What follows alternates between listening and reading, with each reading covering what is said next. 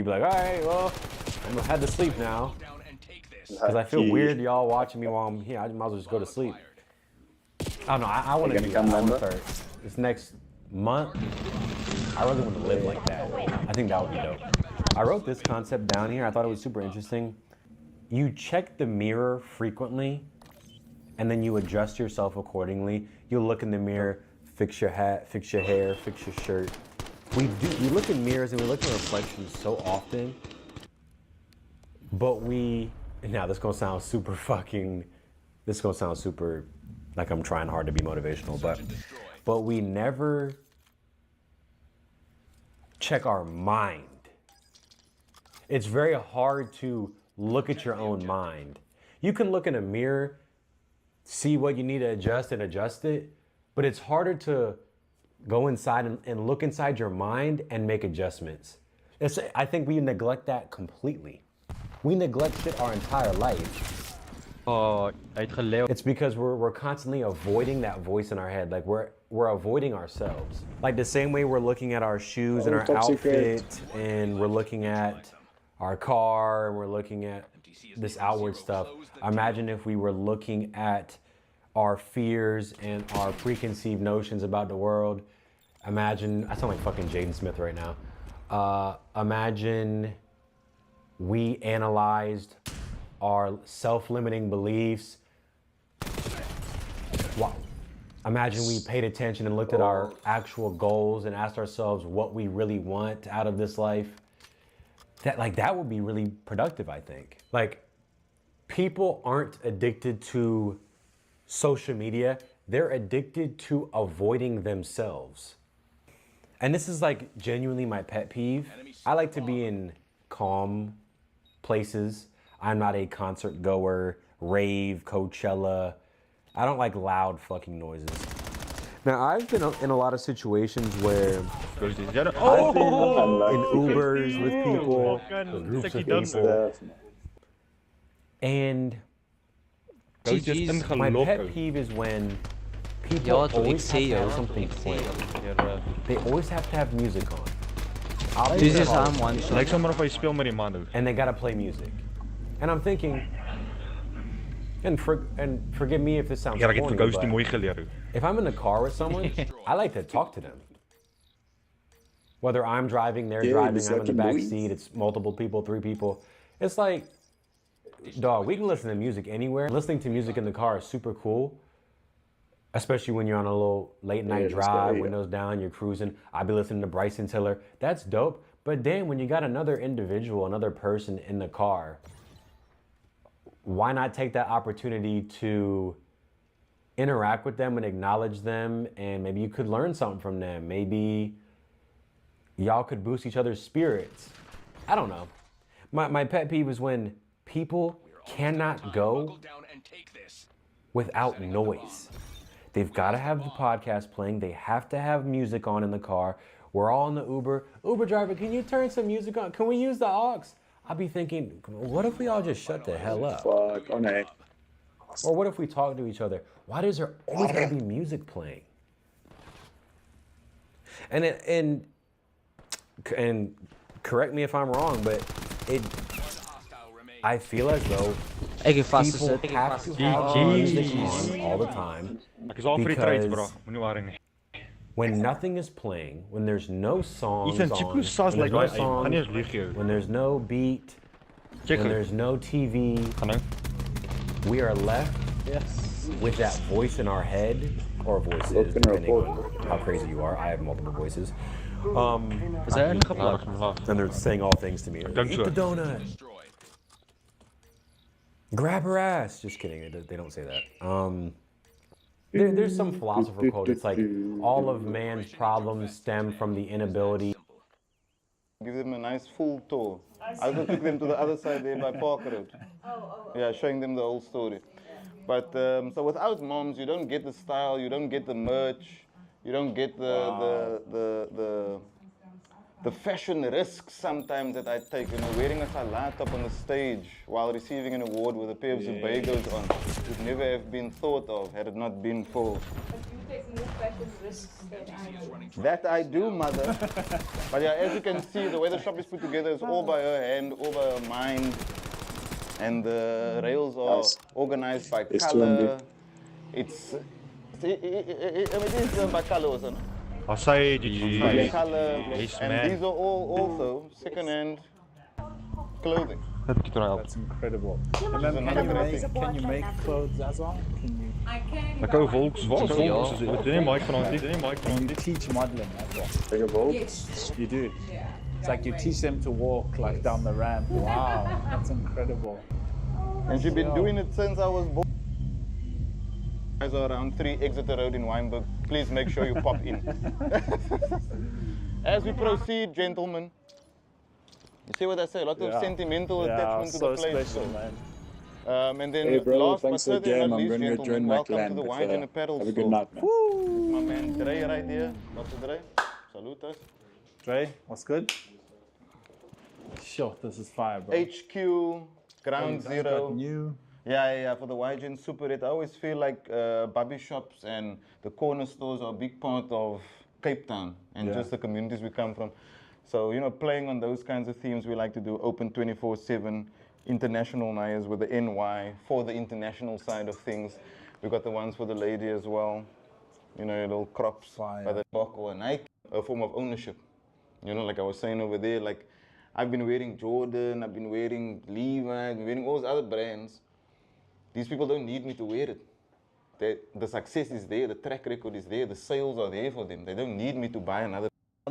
From your inception, it's been a part of your. It's been a part of everything. Yeah. And here we go, where the dope, magic bro. happens. This is where we create. This is where we unwind. This is where ideas flow. This is where we let loose. This is where we kind of get to be kids in front of a blank canvas again. It's wonderful. Jerry tells me you guys don't charge studio time, man. That's incredible, bro.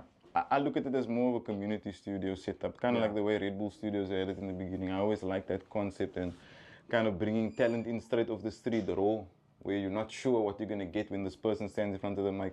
Here we got our little customers in the shop now, like straight off the street. And that's how I like it, man. I like people to have this experience of I'm coming somewhere non-traditional to buy something non-traditional.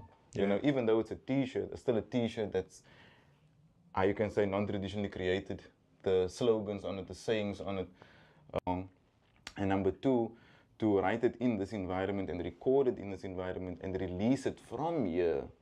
I can tell you how many tracks I've made here that people have kind of latched onto and gravitated towards, like Benny McCarthy, Yes Yeah, Dreams Don't Pay Bills, Crazy, Suffer for Beauty, that whole tape was made here. Oh, yeah. It's all made here. Bro, that's mad. And shout out to Shaney J one time. Yeah, He's shout our out musical Shaney J. maestro on production. All those projects I mentioned were produced by Shaney J. So Just love that you brought it here because you could put that studio, you could put the setup anywhere. You could do it anywhere, You bro. guys decided to put it here, and that's intentional and that's powerful. bro. Oh, yeah. The first track myself and Shane Eagle made ever Yeah. was made Ek ken nie here. een van hierdie maps nie. Ammo, it was created here. The song I did with Millions was from the UK. He Yeah. pulled through here. When we had Bass and Dreamville out there, when the studio wasn't even set up, they came through and showed Crazy, love, man. So, Big so it's shout dope. out. The story is dope. The journey is dope. Follow me, gentlemen. Onthou, ons Into kan the mekaar pièce de doodskiet, né? résistance. Friendly I'm not sure how to fire. say it. I don't speak French, not France. In that light, Ek het Yes. my chommies al doodgeskiet. Oscar, how did you meet Jerry, bro? Belaglik, hè. Jerry, shout out to the Muffin Man, first and foremost. Shout Shay. big We have shout to out give to a the shout out to the Muffin Muffin Man. Everything really starts with him.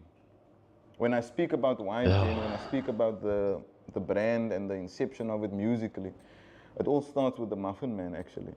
And Muffin Man kind of had this spot here. Ja, jy gaan without nie it being letterlik die bom a optel official, Wat a se ook al jy dit title wil in noem, terms die of like, MP, oh, it's a en dan moet jy members na die only ander team lounge. toe Muffin gaan. had the members only garage.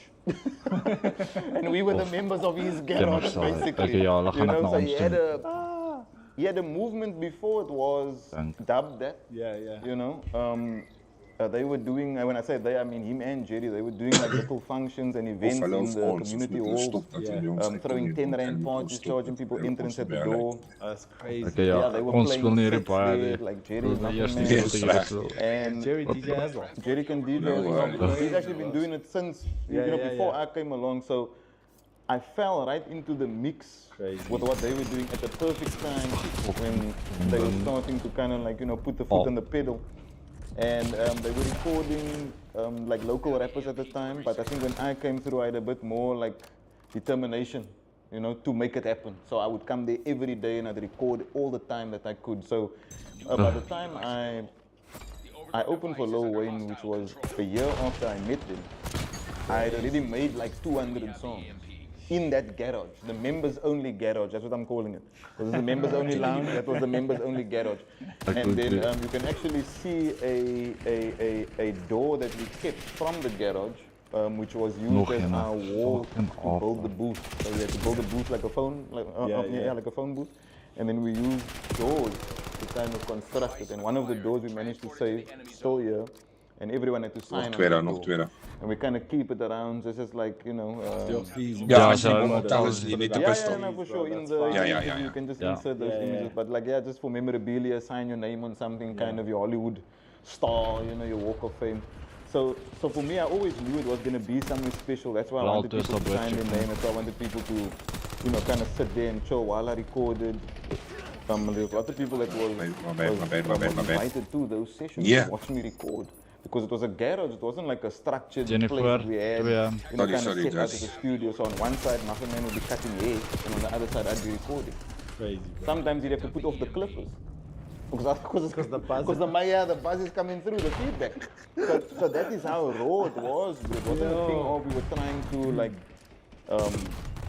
get here. I mean, this was the end goal, yes, no doubt. But at that time, we didn't even think this far. Go. But I'm glad it turned out the way it did. And like I said, shout out to Muffin Man. Him and Jerry, they were kind of like a duo when I met him. So I'm lucky I got to meet him and receive them as a package deal. Crazy, know? man. Yeah, Crazy. yeah, No, 'cause- big shout out to you guys. Like honestly, 'Cause usually- and if I have to give you my top 5 manager lists, and I'm not even saying South Africa. I'm saying if I had to give you my top 5 managers in the world, and I have dealt with a lot of managers True. around the world, I know with you have. superstars around the world. I know you have. Jerry would Drie be my links. top 5, because Drie it's like links. it's these guys that are gonna push the needle and take it further, and it's like just watch when there's a bit more infrastructure, when the infrastructure grows, watch when hulle al drie everything is falls daar. into place. It's like these are the people that are gonna create the next Ah, Rock gaan links, Nation, gaan the links. next, or maybe the things that Rock Nation can't even get to, Do you know how lucky I am to have a Jerry? I always tell people, 100%. get you a Jerry. I don't say get you a manager. I say get you a Jerry. AKA told me, I wish I could steal Jerry from you. Crazy, bro. He told more than once. He told me once in front of him and he told me separately. And as I said, I met them as a duo, him and the Muffin Man, and do you know how fortunate I am to have found people that were friends, they were like-minded, they were pushing something, and they were selfless about it. Kom ons gaan Because links. their aim was always to help others around. Oh, them. It oh, was never twee van hulle, just twee van about hulle. them. So I was fortunate to find Hey, people like that nice. because for all I know, they could have been selfish. Jerry could have wanted to get on stage, dancing all in the videos. Take that. Jerry could have wanted to do that. Yeah, he could have Achtergrond, wanted to do that. And Muffin Ja, Man dat also is himself, he achtergrond. could have wanted to take the lead and be the front man and be like, oh, why does he always have to be in the music video? Why can't I also be like these We guys? gaan were vir they were all aware that Oh, the drie van mission is this guy wants Yes, to be this the guy. rapper. Let's assist that. And Dis make al it wat ek happen for like him van because hierdie nie. once he gets there, it's a double To one more for all nice of one. us. Yeah. So yeah, like I said, very lucky, very fortunate to have met this group of men that were so dedicated and also gave their time, gave their effort, made sacrifices so I could. Ja, they dat is- could mag je be nou in achter front, jou? yeah. So, bro, tell me now. Let's imagine now the movie GG's. of YG's coming out, right? Yes. Whether it's a series or if it's En ja, like die epic, twee keer whether ons it's James Studio. Cameron's Really? directing or Hey. whoever, it's like, or if it's like on Netflix and it's a series, and let's say that. Maar dis net soos Warzone ryk, hoe meer is, hoe beter gaan die word. And now, what would be that opening shot to the movie of your life? It depends where we started. If we started with me, Well done. the movie's gonna start here most probably. At the garage. No, not as a garage, here in Witteboom. Yeah. If it starts where we're just focusing on my music career and how I built that, then it starts in the garage, the members only garage, you know. Because remember, I didn't go to school with Jerry. I didn't know Jerry when I was in school. I met them in my last 3 weeks of high school. You know how crazy that is? Because literally I needed something to do before that 3 weeks was gonna end. I had to have a plan, a strategy, or something that was gonna take me, you know, through the rest of my life or through the rest of my gap year that I was supposed to take. And it ended up being the catalyst for my career. It wasn't a job that I actually got into. It was a career that was being set up for me my entire life actually. So once again, I have to give it back to them and the YGen manner, because without them kind of allowing me to be the front man, the foreman once again of the building site, this wouldn't have worked. If everybody wanted to stand and take the lead and grab the mic and also rap a verse, then it would have been maybe a tug of war, you know, where we're kind of battling for the spotlight. Dat is nog geen naar achter. There's no one more fit for this thing than he is. So let's guide him and let's just be there as a support structure for him to make it. Brilliant, man. Brilliant. That's why it's moving and gone where it's gone, bro, you know? True. Tell me, what was the first, like, what's your first, like, I know your mom gave us a couple of references, but who would you say, like, who was the person you saw that you were like, that's the thing I'm gonna do, and you were like, oh no, it was Will Smith. It's always been Will Smith. Yeah. I think Okay, kom. Cover my, rechts. That you can sell. Hij zei, I think it always was. I think in the days when platforms like TikTok and all nog geen dag. like they Wat is wat. When you do like the lip syncing of things, when you do dance challenges, it's more powerful that you watch and Oké, doe weer terug. Hij gaan links. Kom achter mij, Zyro. Het is bij je. Watching the intro of Fresh Prince of Bel-Air, when he's on that throne, turning around. Now this is a story all about how, with the sneakers, with the glasses, the caps on the side, the graffiti in the background. Toen zei dat intro when he graffitis and gets.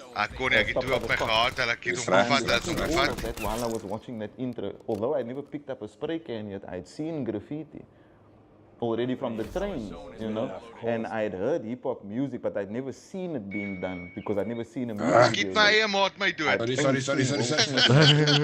I'd never watched rap music. So that hadn't made it to me yet, but when I saw that, I was like, yo, how he, because he's explaining the whole show in this intro. He summed it up. I was like, yo, how did he do that, you know? And then also, I have an older brother. Kijk, kom join jou. Street on. And he was bumping Tupac. Yeah, very West Coast oriented. It's a Warren Gaan voor. Yes, get on. Dre, Death Row. Basically, he was just a heavy Death Row fan. Machiavelli and the Outlaws. And he'd know the words also of songs. So when I'd see him like know the lyrics, how does he memorize it? How does he know it, you know? And it's something I always kind of wanted to have as my own trick, that I could rap the words Cover mij voor, Zyro, cover mij in voor. the beginning I'd be very like copy-paste. Fuck! So I would rap songs like they rap it as they rap it in their tone, the vocal inflections, how they would change things in the rap fast, I use this voice, in the rap flow, I use that voice. So for me it was very fascinating to kind of latch onto this and figure out how I can do it myself. I think it's the same thing when a child learns how to kick a ball. Yeah. And he figures out like, oh, if I kick it against there, then he figures like, oh, if I step on my knee, how many can I do on the foot? How many can I do on my head? A header, you know, like you practicing, you know, you owning your craft and your skill. So I didn't know I was doing that by learning the intro of Fresh Prince. Yeah. But for a soccer player, that would be the equivalent of well, it's like imitation, and somewhere in that imitation you find yourself, you know? Yeah. That's incredible. Now, what was like the first time where you were like, okay, transition into I'm writing? Rachel is nog gevaarlijk met de Okay, so that freestyle was a thing. Freestyle was a thing for me, only because I didn't know I'm supposed to write. I thought I'm making it up, you know? So I thought, oh, I'm supposed to make up songs. So I'd walk to the shop here down the road, down Parker Road, and on the way, I'd rap about things, walking to the shop, I'd rap about the car driving past, or the dog barking, or the person that I saw. So it would start like that, and then I think when I came to like grade 5, 6, 7, the end of primary school, I was starting to just write things down on my page. So then I watched 8 Mile.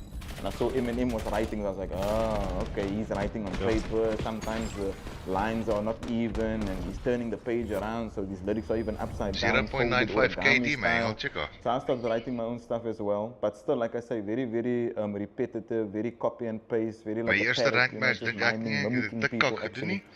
And it took a while for me to discover that you have to have your own individuality to do this thing. The reason I liked all these different rappers because they were all different from each other. Eminem was not like Busta Rhymes, and Busta Rhymes was not like Mobb Deep, and Mobb Deep was not like Outkast. Yeah, and and you know, distinct sound. yeah, and- everyone yeah, had so like a true. niche, you know. So for me, I had to figure out what mine was. It took a long time as well because the niche that I had to lock into was more rooted in culture than it was in just a style of rapping.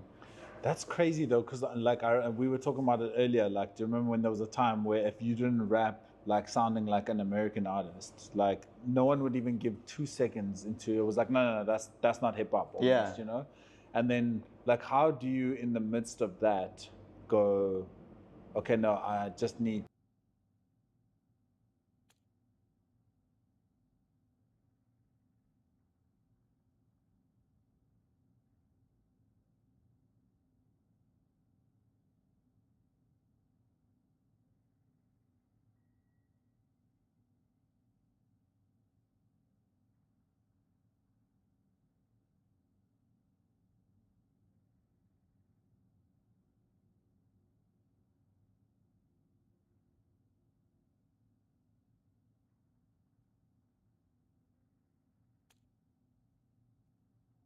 Usually I'm also overloaded with this thing.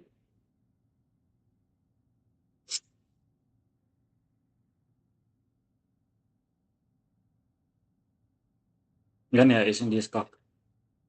Ek het gehoop en ek kry nie SND van Instagram nie. Ek kry nou overload, net so kak is.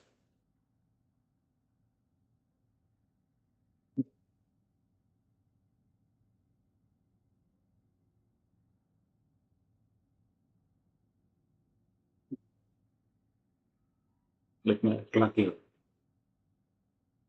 Eerlik, ek is gewerk vir dit. Ek het nie ons gewerk om daarmee te kom. Ek het klaar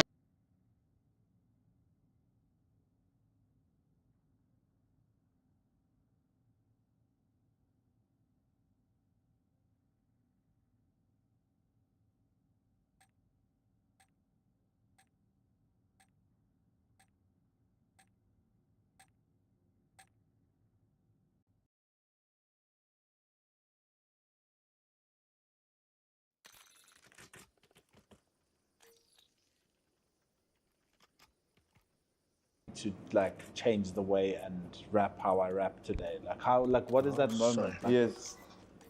The funny thing is, though, I have to credit home once again, and everything always comes back here. When you spoke to me outside, and I said I get very sentimental about the place because you guys are coming to visit me at home.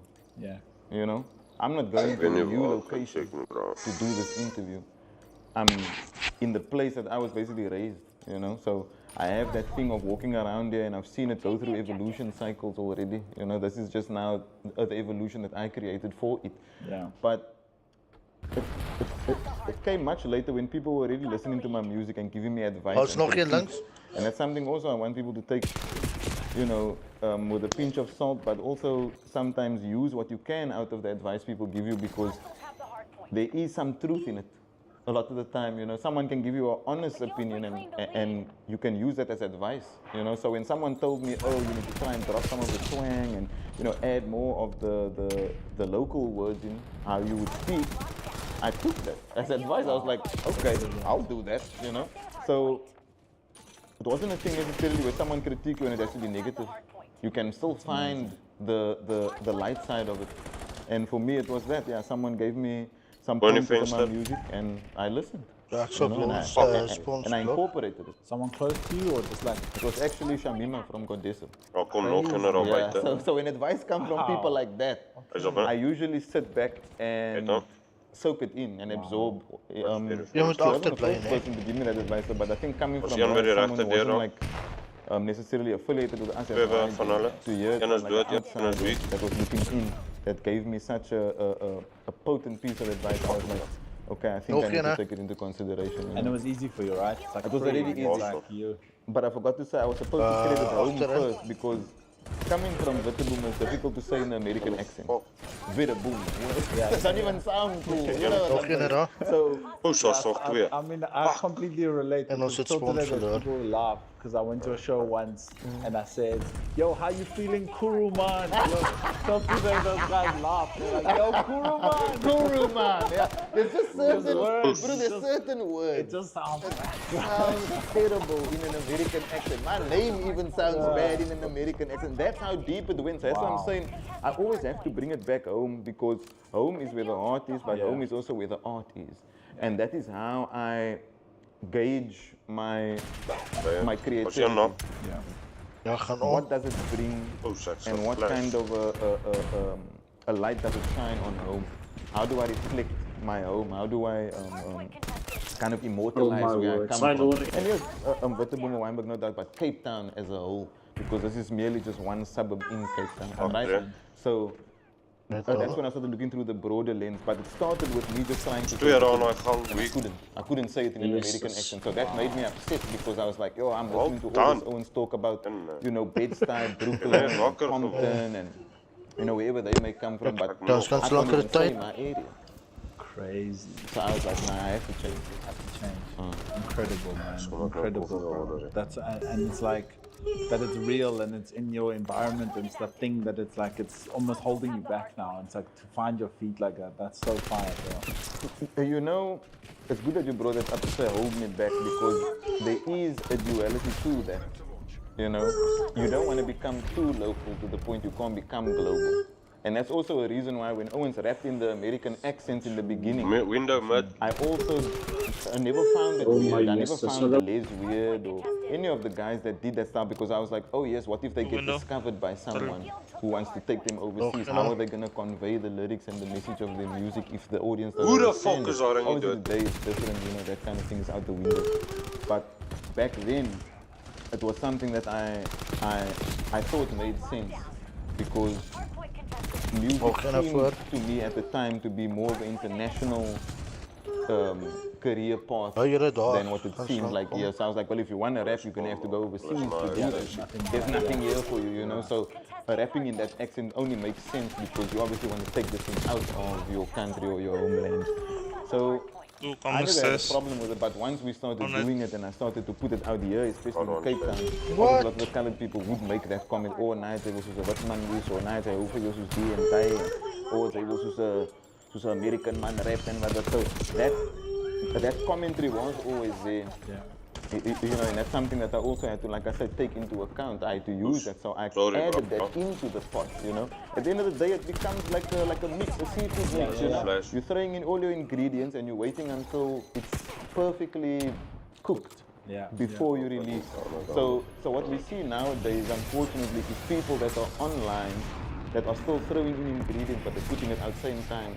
They're not waiting for the perfection necessarily, which is not a bad thing, but you can't critique them too much because you are watching them learn at the same time. You know, they're putting out the practice rounds and they're putting out the training videos already, whereas with me, I was doing that too, but by the time people caught wind of me, my stuff already looked nice and sounded right. And I love that you said it is a balance, right? You can't be too far into either side. You need that balance to understand, and it's like it's great that you come from there because then you know how to switch back to that on a certain word or phrase or how you wanna, you know, feature on that, you know. So it's not like Bro, tell me, like, there's people who say they've done thousands of songs, but you've actually done thousands of songs. Yeah, so, like, 100%. how do you know what to memorize? Response flip. How do you know, like, and how long does it take? Like, I mean, it's a lot of words to remember on your shows already, you know? There's a project that's coming out of mine, and once again we'll bring it back home to Wynberg. It's called Worldwide Wynberg. Now, I recorded this project about a year ago. So, for it to be released, now I'm actually listening to it, kind of revising my own lyrics because some of it I had forgotten that I said. But now you can imagine a song that I made 12 years ago. It's like listening to a stranger sometimes. Sometimes it is. Serious. because this was a different mindset. It was a different year. The maturity levels are not what they are now. The circumstances were different. I was hungrier, obviously. The responsibilities were minimal. So there's a lot to that old version of me that I sometimes can't relate. And there's a lot of things when I listen to that old version of me, I'm like, you were a prophet. You were a prophet, man. Wow. That's what you are. I listen to him sometimes and I'm like, this kid over here, I understand why South Africa is not ready for me. Sometimes, still now, at this age of, 34 or 15 years in the game, I get why it's so difficult sometimes for them to just open the floodgates and allow all of us to come in, because the music that we make, if you look at Prophets of the City, Brasse van die Kaap, Black Noise, Goddessa included, it's always very militant and always very socially conscious. So even my music 10 years ago was talking about the environment, was talking about Cape Town, was talking about politics, the things that I would like to change, things that I would like to see happen for my people. So it was never ever a different message. It might have been said in a different accent, but the message was always the same. Bro, that's so profound. Bro. But I do Wow. I do remember a lot of lyrics, and there's other songs, like I said, I'll listen to it and I don't even know where I came up with that. Crazy, bro. That's so profound. So you're like looking, you're like listening back and But sometimes it's nice because it's like a time capture. Yeah, you know? it is. It's like when you go 100%. through your photo album with your family, and then they can say, this was George's 6th birthday, we bought him a bicycle. Oh, this was when George started, doing swimming. Oh, this is when he matriculated. I have songs like that. Yeah. I have songs that capture times in my life, and I can go listen back to it, and I'm transported to 2012. But a photo is like a photo, right? It's Yeah, like you a know, of visual course. thing where like It's you much have this easier. like portal where you can like speak to your younger self. That's crazy. So also like now when you've got the block here, bro, you've got the Reebok sneaker, you've got multiple albums, and you got like everything you could have looked back like as the 15-year-old version of yourself, you'd look at you now and go like, wow, bro, that's exactly what we're working towards. What now keeps you hungry today? Is it like, when you're young, you're like, yo, I gotta break through in America, I gotta do this, I gotta play this venue, I gotta do this, I gotta build the block, I gotta have my own sneaker. You've like ticked, I would imagine, a lot of those boxes. Like what excites you now, bro? What do you like look at and you go like, whew, I can't wait to do that. Well, here we are in our members lounge. Yeah. I didn't do this one. I didn't tick that box off. Day one of the members lounge. This is the grand opening of the Oxygen Lounge. In 3 extra road, 168. But, I was told by somebody very close to me that before you were born, you were shown your whole life. And what you were shown was either your decision to be born and stay in this world, or dissolve and never ever come to it. So I think the only reason I'm here is because this was always going to happen. Otherwise I would never have chosen this life, because this is the only thing I wanted to ever do with my life. I never had another interest or a goal or another thing I saw myself doing. Yeah. But what keeps me hungry now is the strive for excellence, We've never had a chance to kind of showcase and display everything that colored people are capable of in Cape Town, in South Africa. Yet Tyler, shout out to her, is the first a woman of colored heritage, I would say, that made this mark globally and internationally. And if you think about it, I've seen many Tylers in Cape Town, in Joburg, in Durban, but they've never had the opportunity that she had. So with that being said, seeing her meteoric rise shows me that, all we need is opportunity here. So let me create opportunity. Let me create more opportunity for myself and for others, know. So that keeps me going, because I know we haven't reached our peak yet in terms of the possibilities. 100%. There's still We were driving now with the gents in the car and he's talking about you and like mulling over some questions and whatever. And you haven't opened this book once, I'm no, I worried. haven't, not yet. Yeah, not I'm yet. worried. No, we're coming to that. Oh, Yeah, we're Lord still have going mercy. back. Okay. But I was just telling the Straighten guys, up like, here, just because you guys are like independently building everything, immediately you guys are in a marathon. You're not in the sprint. And you haven't been in the sprint for a long time. That's why every time you drop an album, it's like, it feels like the most exciting thing you've ever done. And that's such an incredible place to be, bro. So many artists struggle to find that hype that they had maybe within a major label or within a structure. Like, you don't have that problem. When you're dropping, it's like the excitement, the rollout, the way you guys plan things out. Like, it's such a beautiful place to be. And I was just saying to the guys, you're like, it's a crazy thing because you've been in the game for a long time, bro, and to be able to tell today, be like, yo, the next thing he does is always the most exciting thing he does. It's a crazy place to be, bro. Hey, I like that, bro. I like that. The next thing he does is the most important thing he ever does. And the most exciting, bro. And the most exciting, and you guys have always, like, that's something you guys always get right. But I think it's, again, just because you guys are doing it your own way, your own pace, your own thing, you know? You know, George, I did not want this for myself. I didn't want to do it alone. I didn't want to be independent. I wanted to be signed. Like all those other guys that when I posted in my studio, I wanted that. Why would I want to do it independently? Why would I want to do it alone? With no budgets and no money and, you know, no funds. I would never want to do it like that. That's harder. Right? I know Master P is, I know Russell Simmons, I know Jay Prince, but I didn't want that story. I wanted, you know, like Jay-Z story. But then you think of Jay-Z story, what is it? Independence. You think about the rappers that are still around now, and independence played a bigger role in their staying power, you know? So I didn't understand that being independent meant you betting on yourself. I thought being independent means like, yeah, you're doing it, but there's still gonna be like, you know, budgets available for you somewhere, who knew? Yeah. But yeah, doing it without being signed, doing it as a solo artist also, because Cape Town also known for groups, you know, as I mentioned always, with the Prophets of the City, the Black Noise, the Brasavani Cup, the Remember Colours? I do remember Colours. So you see, groups, once again, bro, like we've always been forced to be a collective because we know there's strength in numbers, you know, but as I was growing up and coming into the music industry, the numbers were starting to fizzle out here in Cape Town especially, you know. So the B-boys stayed in groups, DJs still had collectives, but as far as the rappers, the groups were starting to fizzle out. I mean, you don't even get boy bands anymore doing R&B stuff like one shot. So I didn't want to be solo, I didn't want to be independent, I didn't want to do anything on my own. I wanted label support, I wanted to have that logo of Def Jam or Universal under my coach jacket that I would wear when I'm going on tour, and it's sponsored by the label and stuff. So everything you have seen us do, that members only gather, this members only lounge, this has all been He one shot out into the lighting.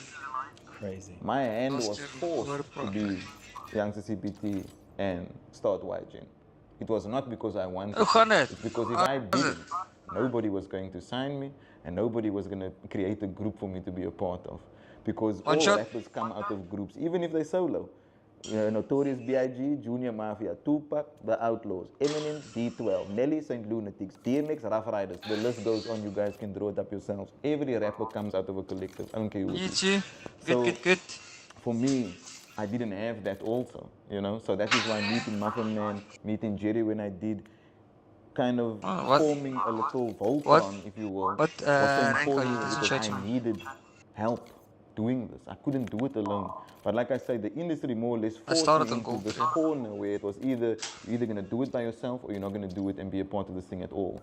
So this was all done because I knew there was no other out of survival. Out of survival mode, There's no other way, but it's like it's going to pay such crazy dividends down the line. Down the line. That's, and the last time I was here, I saw a kid with the mom, and like the kid's face when the kid saw you was like, yo, mommy, youngster. Yeah. And I just saw that moment and I was like, yo, that is going to be the same kid who's going to be like, I don't want to be in a group. Youngster rolls alone. Yeah, also that. I also want to see the YGen logo on my album. No doubt. You know, I also want to. He's going to make his own logo. He's going to make his own logo. You know? Where?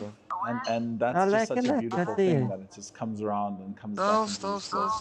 Bro, a couple more questions before we wrap up.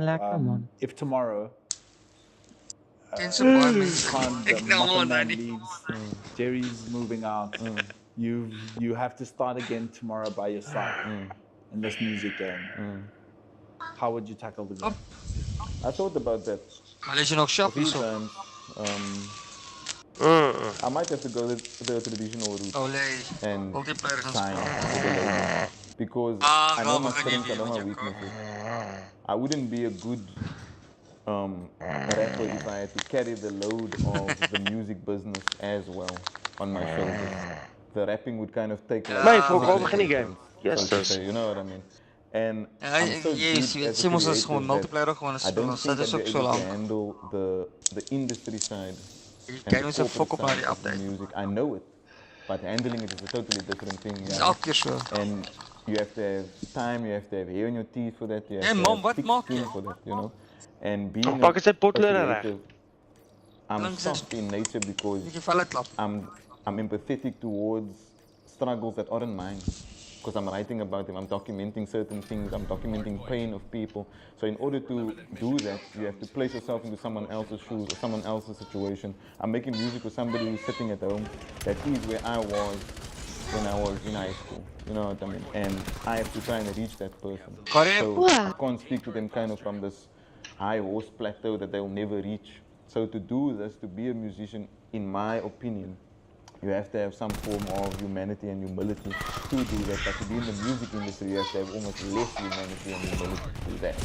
I don't know if I can do that. I don't know if I can do certain things that will compromise my morals as a person and always. And yes, I'm still learning about my morals as a person, but for the most part, I don't think with the music I'd be able to compromise this in order to gain monetary success there in that side of the industry, man. Which is why I like Jerry, because Jerry don't mind being the bad guy.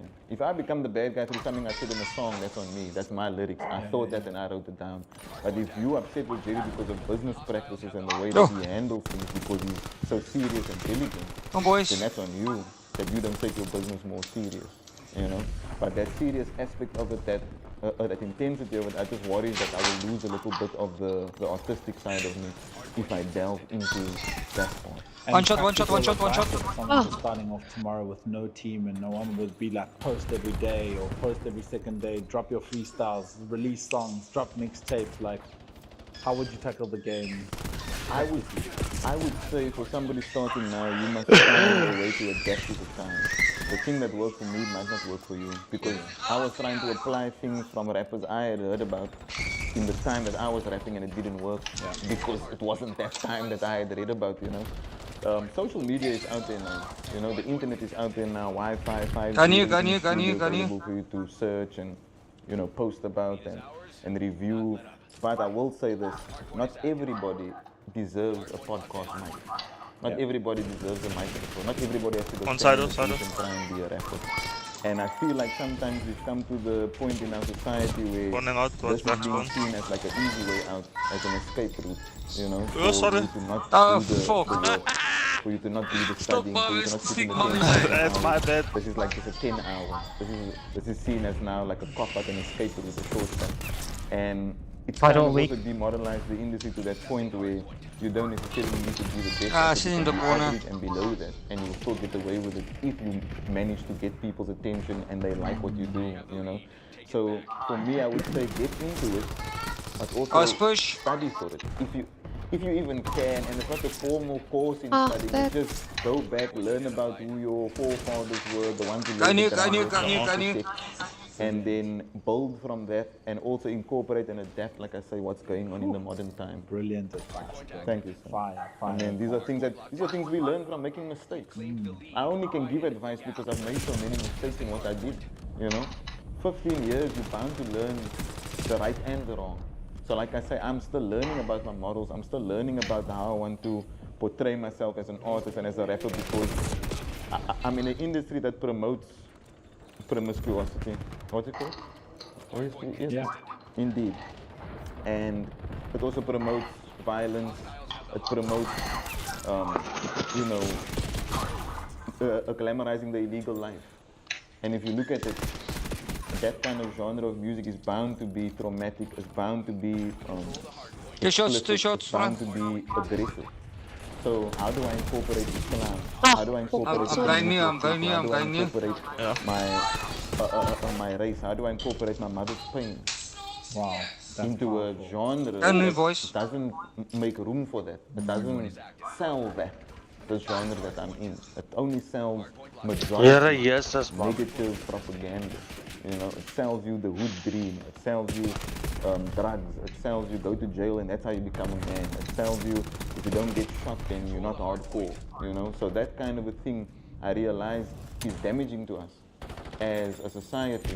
And as a rapper like me, yes, I know about those things, but there's a completely different side, like I told you, where the empathy comes in, where your emotions have to also take hold. So that's why I always have B-side records. I don't just have the hits for the radio. I don't just have Go Boss and Just Be Liquor and you know, those kinds of tracks. There's also songs where I'm delving deep. There's songs where I'm really, where I'm giving you the pen and I'm giving it to you unfiltered.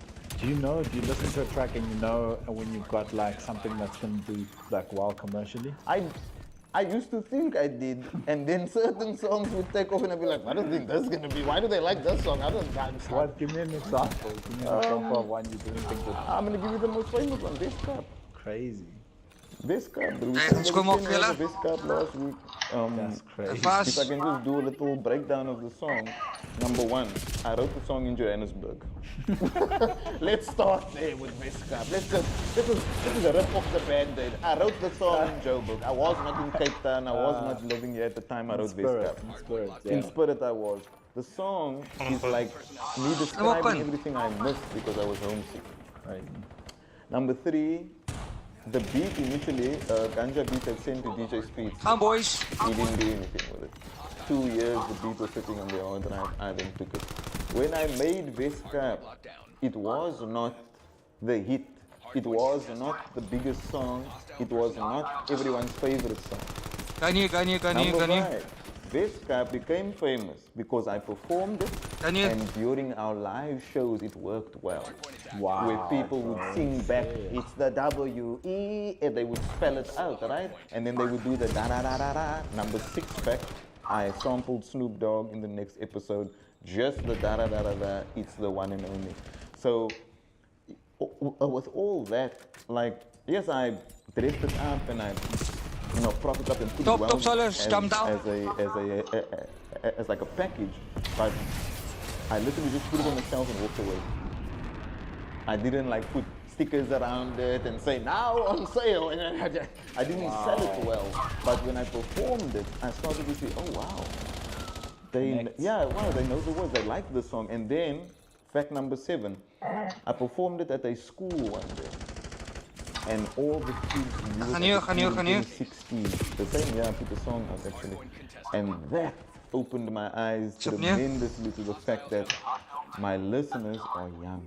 Wow. Even though my name Youngster at the time, like, how young. So one jump up. And then I performed at school and they knew the words of Best Cup. Someone once told me that Best Cup sound like a nursery rhyme. A, B, C, D, E, F, G, where I come from is not a puzzle or a riddle. Or in the middle. Something you could teach a child, you know. And that's when I started to also try to simplify what I was saying, to get to the point a bit easier and quicker, because I knew, oh, my audience has a shorter attention span because they're younger, but yet this music is reaching them, so what else can I teach them? That's how you get songs like Why We Are Young Van Riebeeck, because now I know they're listening to music, they're listening to the lyrics.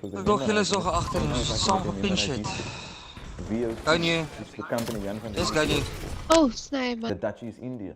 Why don't I name that the song, but call it Voice of the Cape? Because we have Voice of the Cape Radio 786. You know? Yes, Kanye boys. History lessons, but then incorporating the localities and the place that we come from.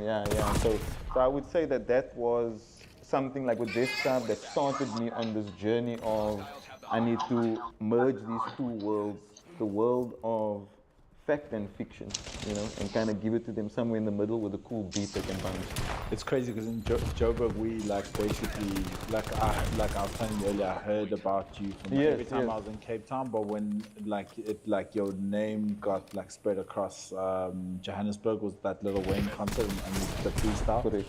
Are you, I mean, you do this in your shows still today, you ask people to put stuff up and then you're looking at it, like what's, like, is it ever daunting, or at this point is it just second nature, you know? I spoke about this on YFM last week when I did an interview with him, and I'm going to bring it up again, the same story when I spoke to Stogie T one day. More people listen to this thing YFM. No, but it's funny because sometimes I repeat myself and give the same answer because there is only one answer. I don't have another. Buying whatever shitty product you're selling, or that you can get commission by taking me to the tourist information center. And you know, you just get so when you're traveling, you get so sick of that I feel like it makes you kind of a snappy person.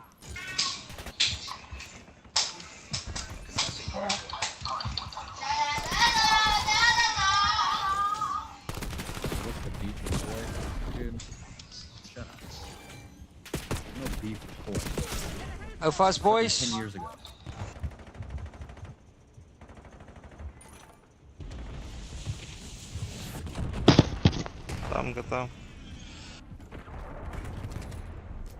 Why do people love gossip so much? I don't understand. Why do people love drama and gossip so much?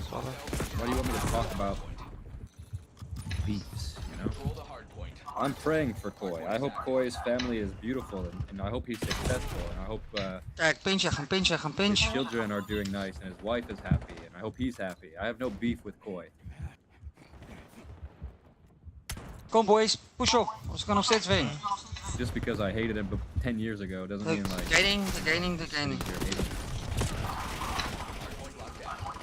One long. Don't be a prisoner to gossip. It is literally the lowest common denominator. It's just a way people that love gossip, and I'm not picking on you. I'm sorry that you just have to bring this out of me, but people that focus on gossip, this is just my idea, is that you have some unresolved emotional Kom boys, issues. ga nieuw. You process that through engaging in the gossip of other people's other people's dramas. It almost justifies in a way your own emotions, your own emotional. Als vriendinnen verloren is het zo anders. It's all good, you know. You want me to talk shit about Koi? I'll talk shit about him. He was a big dickhead, you know. And for many years, I would slap him if I seen him in person. He's very lucky that I didn't catch him in the street. But you know, at some point, that's just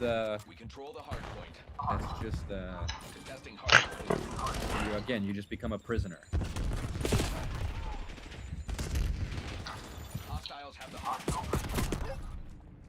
I don't want anybody to have that kind of control over because there was like, I'm not kidding. There was one moment I thought I saw someone. I was in Goa and I thought I saw someone. I was like ready to walk up to this person and I realized it wasn't them. GG boys, But I well was played. like completely primal. I felt it. Oh, That's how nice much comeback. I had for that guy. I would have slapped him. If it was him, he would have got slapped. And I would have done it in front of his wife. I wouldn't have cared.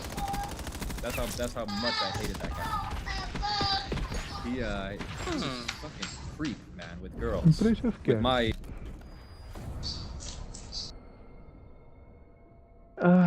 Wat?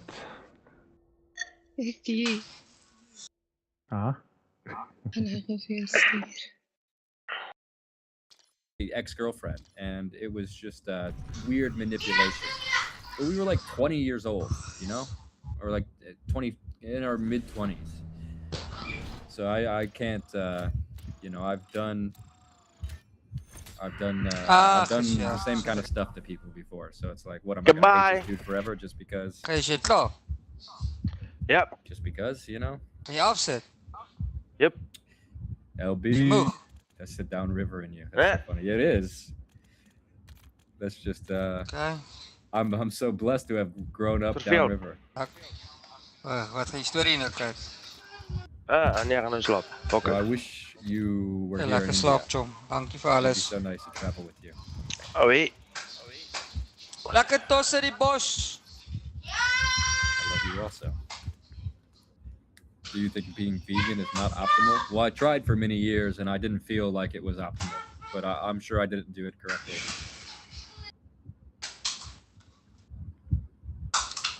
Don't beat yourself up. I don't beat myself up. Really bad B movie. Here's one shot. That was a Happy tough to see you game. podcasting again. Yeah, you know, I loved A Place for Humans podcast. I just got so burnt out. I'm sorry to keep saying that I've just been burnt out. I don't know. I've been burnt out for the past 4 years. So I had to just quit the podcast, and I'm sure all you guys that follow my YouTube just saw I didn't post really for, It was a close game, but... I mean, a couple years really. I'm trying, okay? Trying to get back into it. Having the podcast on the Be Here Now network kind of puts some pressure because I I made a commitment to them. My friend doesn't play ranked a lot. Show us a He bit of just play Delhi. I because want to tried. I play. tried to live stream But in it's Delhi, not but so good, but the yeah. protests are making the data not usable. I couldn't find the podcast. Yeah, it's called It's called The Flower. I am filming some stuff, so I guess it's kind of work. Oh, the old one. Yeah, I mean, it is here on my. It is here. Some of it. I deleted a lot of them. I don't know why. Maybe I uploaded some of them. I made an archive YouTube channel because I just went through and deleted a shitload of videos, and I re-uploaded them on another channel. Hello. I just yeah, I don't know, just freaking out all the time. How's it, guys? How are you? Goed in je. Felix. Top. Alright. Just type in Dakota Wint Archive, I think. I don't know what the channel's link is. I'm sorry. Got a girl, but not like her. Got me thinking about changing. I remember seeing the videos in 2018. You know what's crazy is that my best stuff is not even released yet. I've got so much footage that I've not released. You can kind of see what I've been doing this year is the stuff I've been gathering, and you can kind of see the level that it's at. It's a big upgrade from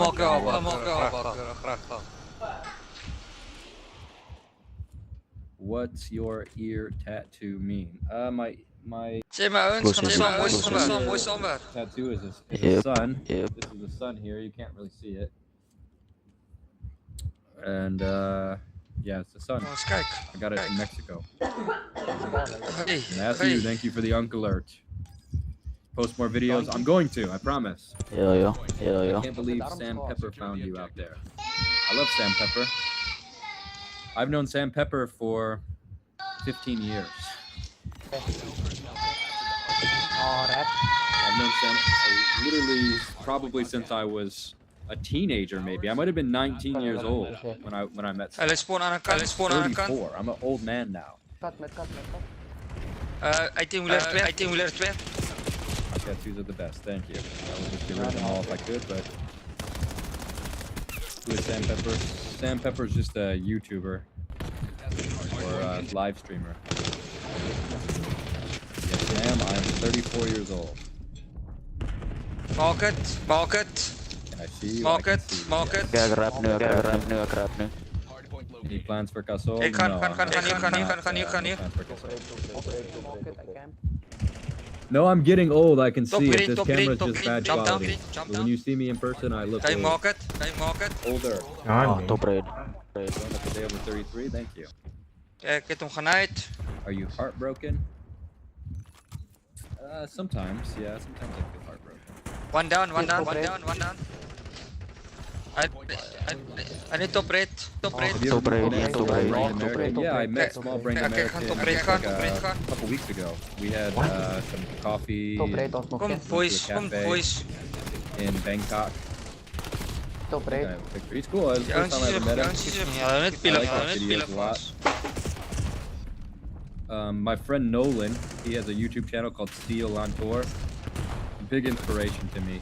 He's really what got me back on YouTube. But he connects me with everybody, and he's connected to everybody. Ga nu. That's all of us chilling there. P1. He seems like a dude that we would hang out with. Yeah, he is for sure. And Seal too, dude. Seal feels like so downriver. You're in Delhi right now? I thought you were staying home this year. Yeah, I wanted to stay home this year, but I don't know what's wrong with me.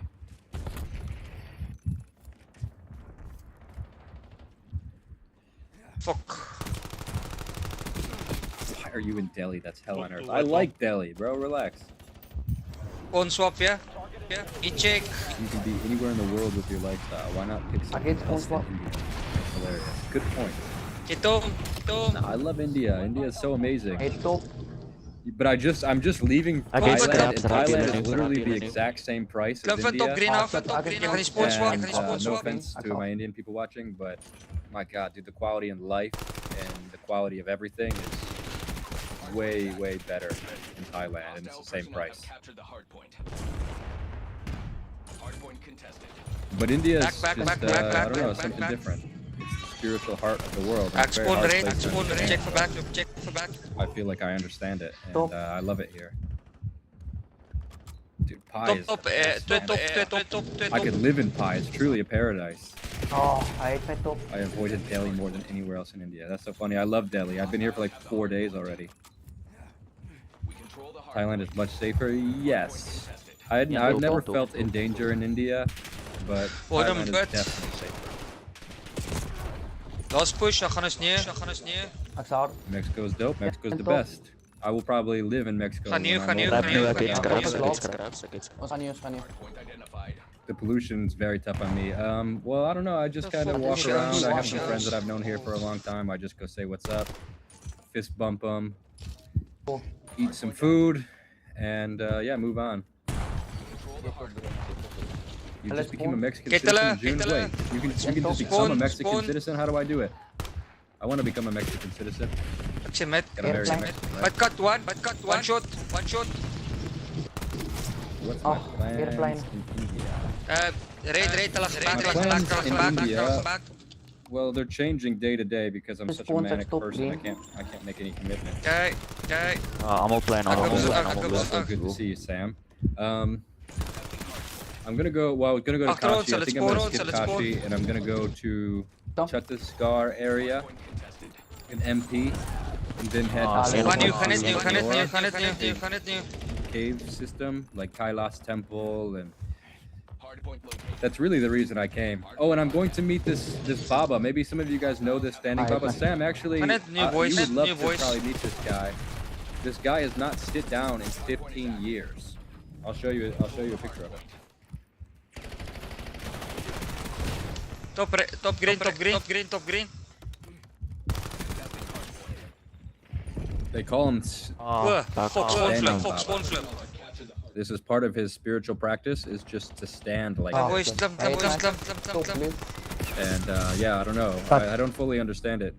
I guess it's just to get you out of the body. You just fully immerse into the pain and suffering and use that as a tool to transform it. No, you don't have elephant feet. He does gotta have elephant feet, but that's just because he doesn't sit down. So I guess all of the blood and stuff, I don't really know. I mean, it's pretty gross. It's got like flies on it. And Top green. Sorry. Gaan nu. Hold their hands up until it shrivels. Yeah, I met that guy. I met that guy at the airport. I was at the airport. I just see this guy like this. I was like, no way is this guy just walking around the airport casually. And it was him. Just fucking like this. We were getting on the same flight. And I went and sat and talked to him. And the whole time, the flight, when you look, you just see him like this. His arm is stuck. It's okay. Never put it down. It's all top blue. If you I don't want to be rude, but I just felt like if I just grab it, hold it down, his arm would just fucking snap off. One. And that's all I was thinking when I saw him. I was like, dude, I could Grab, gaan you. Like, I don't know, if you fall or something, your arm is gonna just snap. Gaan het nu. But, you know, I do kind of understand this. I mean, the Buddha told us not to do this kind of stuff, but, you know, I see it as in yoga and in meditation, you get to a point where you realize that the body is actually not really who you are. That we are sort of inhabiting a language-based world. And this language creates a sort of illusory concept of who we are. Like, really, we're no different than the air we breathe. We're no different than the world that we're walking on. Of course, we are made of the minerals of this planet, and if you really go deep enough, everything is sharing some quantum field. It's just energy manifesting in different ways. And you can kind of experience this subtly in meditation, where you kind of break through the language barrier. And in that, you begin to realize a sort of oneness or a sort of feeling of unity between all things. You realize you're not the body. Thank you for the jewels, guys. And thank you for the This one. turn up cat. One back. Yeah, In een you know, linkerste hoek van T1 af. if you're not the body, this is the biggest commitment you can make to that. Put your arm up or never sit down again. It's like, okay, I've realized I'm not the body and I'm making a commitment to maintain that realization. So in a way, it's really deep. I do see it as like a bit, it's not my, I find my spiritual awakening in just going completely insane. One back from P1 Just left. freaking out, panicking, being manic, falling in love, being heartbroken. Kan Doing you guys crash? being a human, and but understanding the deeper level to it. GG I boys, feel like GG. for me in this moment it feels like Ek kon nie eens tyd gekry het om te forfeit nie. I'm meant to be.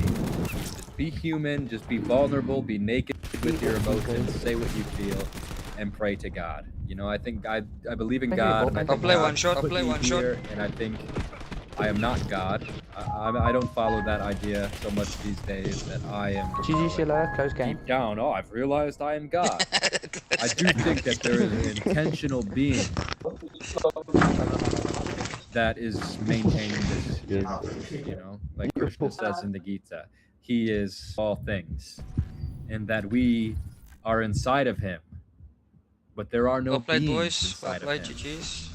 This paradoxical quote in the Bhagavad Gita: all beings are within me, but I have no beings within me. Hello. It's like a dream, you know? All these characters are inside of you. There are no characters inside of you. So I think we are just a character inside of God's dream. He created us. He wants us to live. But we are not actually inside of God. We're not God. We are just a, you know, if you create a Sims character, you're not the Sims character. It has its own expression. Even though it has qualities of you in it. You know, you name it, and you make the way it looks, and you give it the clothes you like, and you make it fall in love, and you take the ladder out of the pool so it drowns. Hierdie nuwe map, ek kan net. Ja, ek weet ek sou dan nou Europa die een van die nuwe maps kry. Ek het amper my beste broek gekoop. Billions of eyeballs. Ja. It's a push groot map en daar's baie wegkry plek. You guys, I made a song. Well, I made 2 songs. Do you mind if I show it to you real quick? Hoe is die Red Clan? Is dit lekker? Jay ziet dat aan. Ja, is maar nou stil. Dit lyk my het maar so half opgebreek nou. Ja. Nou nie meer nie.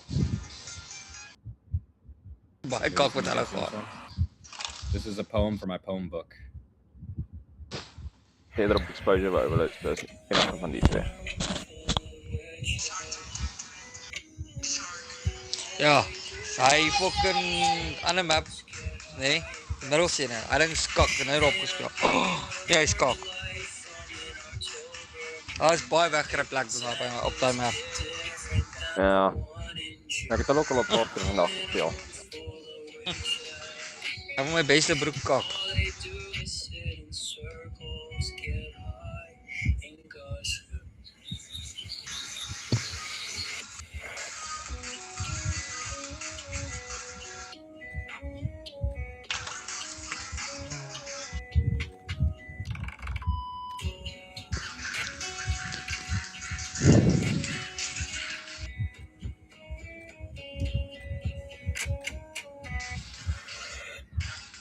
Go.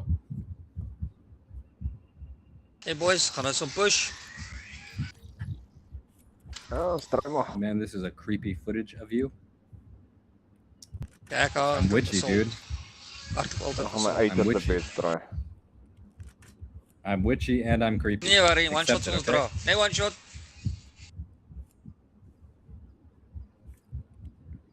Man bring ik erin voor Does it sound like Oliver Tree's music? I've never. One shot, you carry us. Transport the EMP device into hostile zones. Wie save Kena? Okay, hold on. I got one more. This one is a pop song. Achter jou. It's about cheating on a girl. Kito. Weet je, nice. Kijk of je elkaar opstaan en breng hem recht. Wanneer zou je? Oké, ik ga een bom grijpen. Oh, hij is log, push hem. Nice. Dat is hier. Oh fuck. Weet je nog? Boys.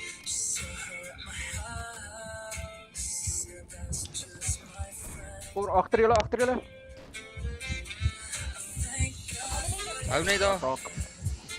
Is twee.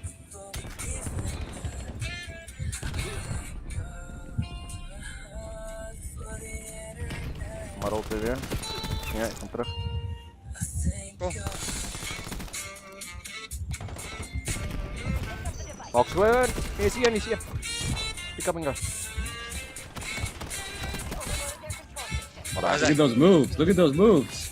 Nice. Next one. You guys didn't know I had moves like that. Heel lang te komen. Hij fokken. Yep. Oeh, al vier is nog. One more. Lost hier. Oké, dat is allemaal. Ja, I'm going. Je lag het op solid. Checking midcut. Twee midcut. Log. Nice. Top solid. I made the music video here in this. Yo, what's up, boys? Whoever's cruising, I'm gonna grab the device now. Yeah. Oh no, there's one. Two mid. Twee. Two mid. Ja, ik hou net hier, achter.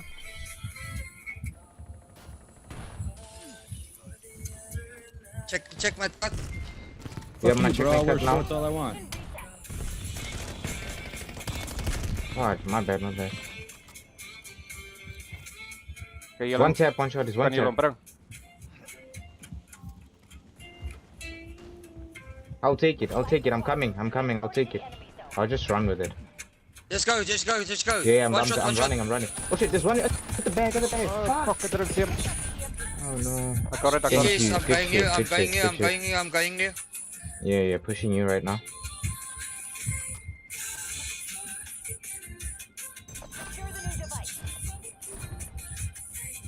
I'm switching the device. I'm coming on A. I'm far back in this one. Beautiful. Okay, nice. Yeah, pushing you right now.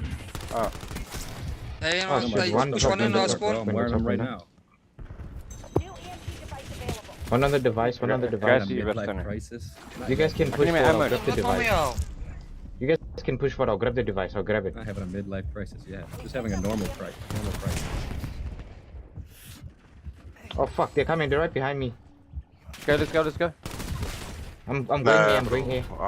Yeah, they're released. It's on a different channel called Earthy is Online. I made it. Yeah, it's on here. Let me post it. Hij is daar.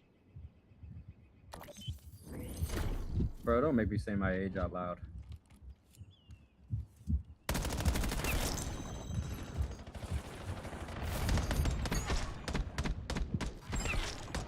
Beautiful play.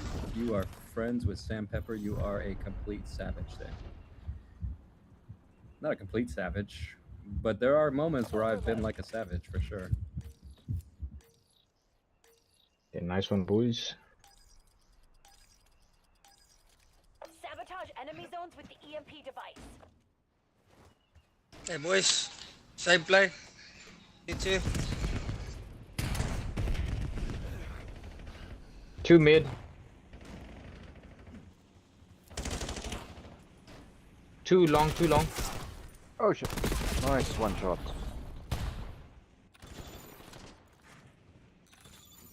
Gaan Hellstorm. Hey no! Dead. Okay, they're all spawning mid. One is on A, 3 of them B. So go A. Yep, you'll be clear. I'm watching over you. No! Oh Oh shit, I ran out of bullets, for fuck's sakes, dude.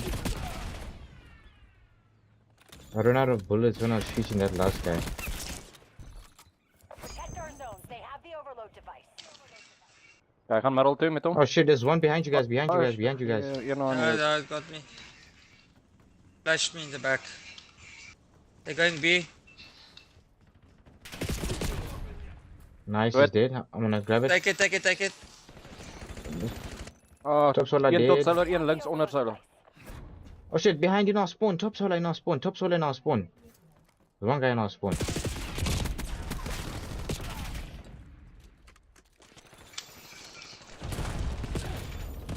They got me. One tank, one top solar. Dead top solar. Okay, I'm Oh going. fuck, in our spawn still. In our spawn. Okay, I'm Bring going hom you. B, bring hom B. Oh nee, nee, hy is 2 onder solar. Ja. One shot is 2.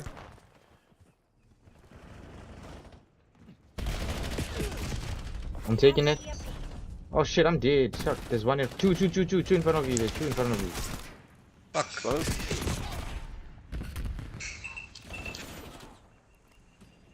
Ah, 2. 2 nog.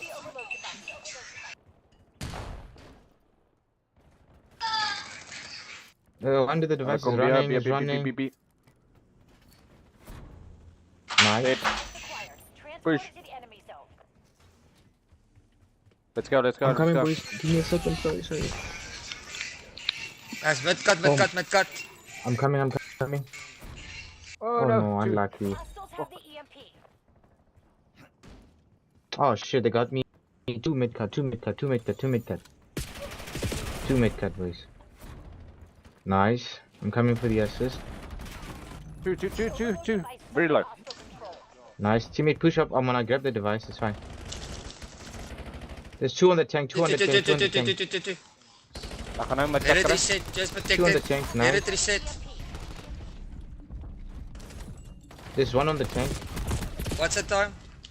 9 seconds. 9 seconds to reset. Let's wait for it to reset then. It's fine. Okay, I'll let's. watch back One more spawn right just in side case. solar tank. Tank now.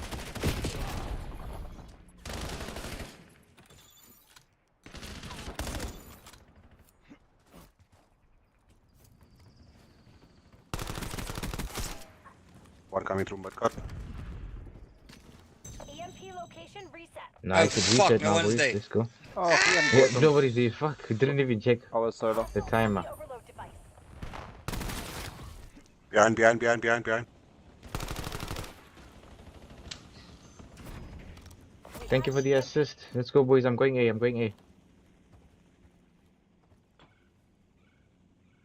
I'm stun checking. Oh shit, fuck. this two guys. What? There's two guys there. Yeah, Two guys draai there. daar ring op my. I didn't see that guy jump down. Running out of daylight. Close it down, Black Ops. Nice.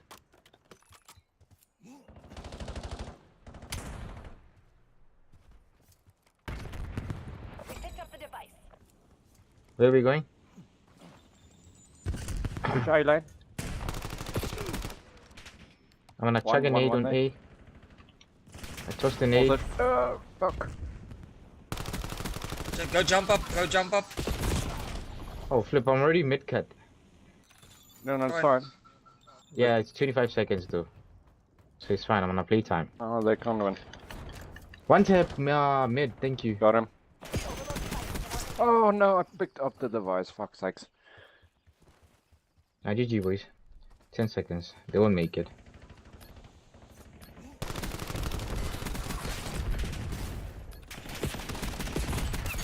Overload device reset. Move to secure.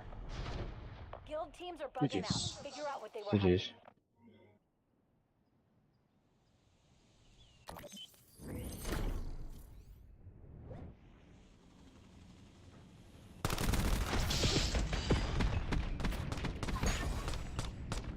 GG's, well played.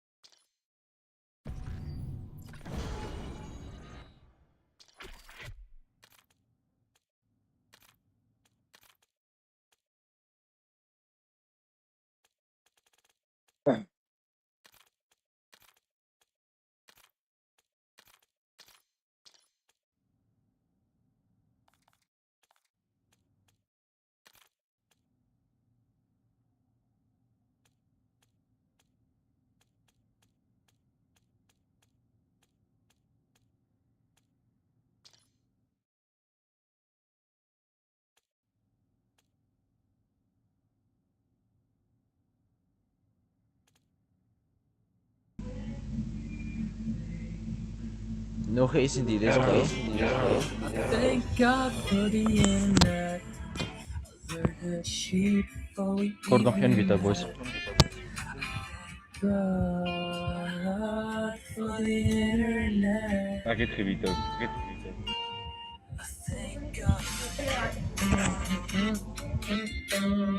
Ja, fuck, I love saxophone so much. Wacht toch. Nou, nee. Ethan, het al een nieuwe map? Begin het al een nieuwe map? Hij gaat alt weer. Item map. Ja. Over op een groot map, gewoon niet eigenlijk plek. Dus als ik push van map word. May have gone too far. Oh no, I'll turn down the brightest. I just got to keep this down. Wel eintlik 'n bietjie daai twee maps gaan op sit private lobby teen bots gaan speel. Net 'n bietjie die rotations te leer. What inspired it? I was just Ik thinking ken about glad nie my wel youth wat se and hardpoint just wat is thinking nie. Ek about, ook nie. Ek weet ook nie. Ek is Fok op. nou yeah, ouer just uit op thinking about my youth en hulle and how I used hulle to die be a push uit my cheater. uitgeskiet. Hulle wag tot jy I'm vir my a hard romantic, miskiet te leer. okay? I'm a romantic. Okay, sit in 'n volgende hoekie.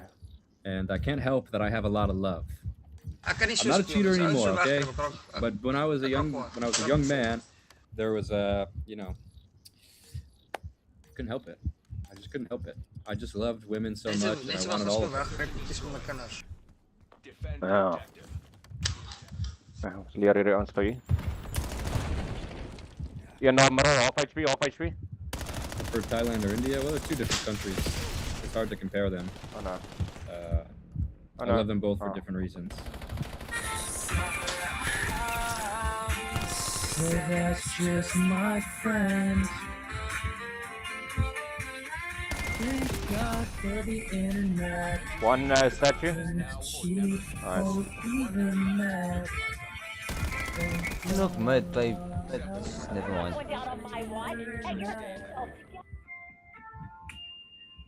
Thank God. Kom saam op, raak 'n bietjie rustig asseblief.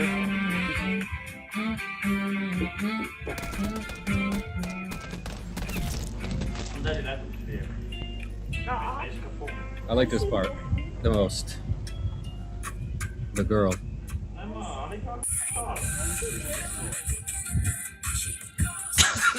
But I'm innocent. Self and us. It's just not fair. Boys was kinda dun. Ja. God for Zo, let's the go. internet.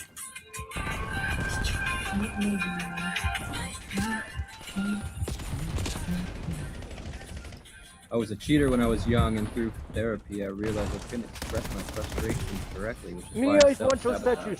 Statue. Fiddler. I was just, I truly have the capability to love more than one person. And there were moments in my youth where I loved multiple girls, and I meant it. Truly meant it. They're nice though. Well, you know. Yeah, it's nice. I'm a little older now, and I feel like I have matured, and I have some. I can offer myself to a woman now, just for her. I'm sure you can psychoanalyze it somehow, but don't know, man. I'm just hopeless romantic. I wanted love. Protect the objective. Franking around. Franking around. Franking around. I have a nice voice, thank you. I'm sure there's a lot of production in that. Well, I know there's a lot of production. What's that? Is he any mid? Oh, kitchen in, nice lock. Good. Thank God for the internet. Calls it betrayal, but I'm innocent. Sorry at my house. Hey, well done. Yes, sir. For the internet. Wolf, raak 'n bietjie rustig. Nee, die graphic is nice, hè. Polyamory is for weirdos. I don't feel like it works. It doesn't work in the long run. Ek gee myself 'n uitdaging. I feel like it's lust. Hey. Hey, Mostly it comes down to fucking love. vrou mense. Destroy the objective. Man, grab it, Bondo. You arrived at a crazy time in India. Yes, sir. I realize that.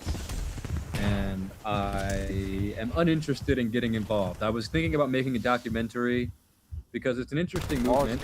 And I did film a little bit, but I was like, that's not my battle. If I join that battle, they're going to just kick me out of India. We're almost out of time. Buckle down and take And I don't want to get kicked out of India. I'll let you guys fight your own battles. Bomb going down. I'm here just because this is Mahadev Dham. This is where the Buddha walked. This is where Mahabharat happened.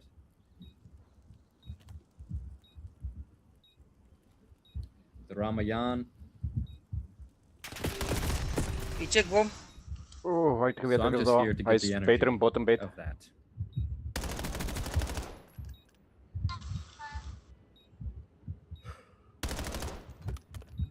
Bodh Gaya? Oh. What? Yo. Bodh Gaya. Kobe. Well, India is currently experiencing a historic student protest. Touchdown. The entire center of Delhi has been a protest. And it's full on military. If I go outside right now and walk about 5 minutes, 10 minutes down the road, Nice, Nate. barricades and military trucks and army trucks and Beautiful, police boys. Beautiful, in beautiful. full riot gear. And thousands of kids, students that are just out there protesting against the corruption in the education sector. It's all over now. Yeah, you know, but I feel like, no offense, but what a weak protest. You guys just want this guy to resign? That's your protest? Only one enemy left. Neutralize them. That's like level 0. They're just gonna put another guy in, and what? Maybe shit'll be good for a couple years, but eventually the corruption is gonna creep through again because the system is corrupt itself. No offense, and I don't want to I'm not Indian. But come on, dude. You just walk in the street and get shook down by the police for money. This is very corrupt as far as like politics and stuff go. America needs to protest like that. I mean, we protest pretty hard in the U.S. We burn cities down.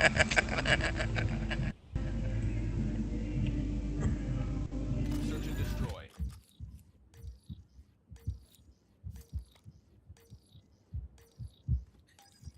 But yeah, you know, Eliminate the objective. the youth, Bomb acquired. what you are seeing is the mind of the youth. We look at it and we see a protest, but what you are seeing is actually the mind of the youth.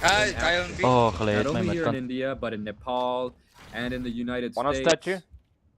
All these social movements, a lot of them are ideological brainwashing and sort of cultural puppeteering. But there are genuine grassroots protests that come from the pressures of society and the young people being pressed into a certain behavior. You know, you can only press people so much. Jesus, doe ek Thank you, fucking Michelle. 4 moet just give me oor, fuck, nee. Thank you so much for the love. And thank you so much for the support. Het lijkt niet SMG. Harde. Or keep on being creative. Oh, my legs. Oh my god, you guys. I feel like standing Baba. Defend the objective. Except I'm sitting Baba. Oh. I feel like I've just been in bed for 4 days. My legs, Let's go stretch my legs. Yeah, Thank you. Oh, for what? Jab. Was he lost here? JAB. Oh, yeah, I'm okay. Oh. Fuck, monkey. My Indian. Bro, you are talking about these, but the goons can harm you. Hey, for rooi using gewijs. these. Ja, jy het vir my in one shot dood. Remove the stream after the stream. Oh, sorry. Stop living in Nee, fear, that's bro. alright. Say what you want to say. Nou, You were in this planet one time. afraid about Ja, guns. ek het 'n Come on. pistol. Kom on. That's right. Have the Swak, confidence joh, and met 'n fucking strength to walk sniper through nie, this ou. world and say what you mean. And that doesn't mean to do it smartly. But I'm not worried about getting beat up, or I don't know what you mean by goons. So as hierdie ou AFK gaan is almal vry. Wie is AFK? Wie is AFK? As jy as snotsam ook AFK gaan What sê are your thoughts on Indian culture plus society structure versus the US? Because I Sorry, felt like boys. they're so opposite in so many ways, Wrong with squad. and yet so similar in how we both contradict ourselves a lot. It's very different. America is. Are you going back to Detroit this year? Yeah, I'll go Ja, back in eina. Thanksgiving. Nice type, guys. Probably. Hardscope, maar is okay. Gaan 1 agter laundry. What was I going to say? What was I answering? I can't. It's such a big topic to try to compare the United States and Top India. laundry. I mean, there is no country like India. People from America come to India and are so destabilized that they think they're having a spiritual cocked. experience. Top laundry en bottom laundry. You guys can watch my new music video Ah. here. Laat weg gaan jou push. Yeah. Dude, I'd be terrified to eat the street food. Yeah, well, you just eat normal food too, But you yeah. know, since you don't gotta eat the street food. Beautiful. Normal restaurant food is very Kitchen. good and cheap. Of nie? I am not God. I filmed a protest in Vietnam once and cops followed me home and came to Sit down, my Marty.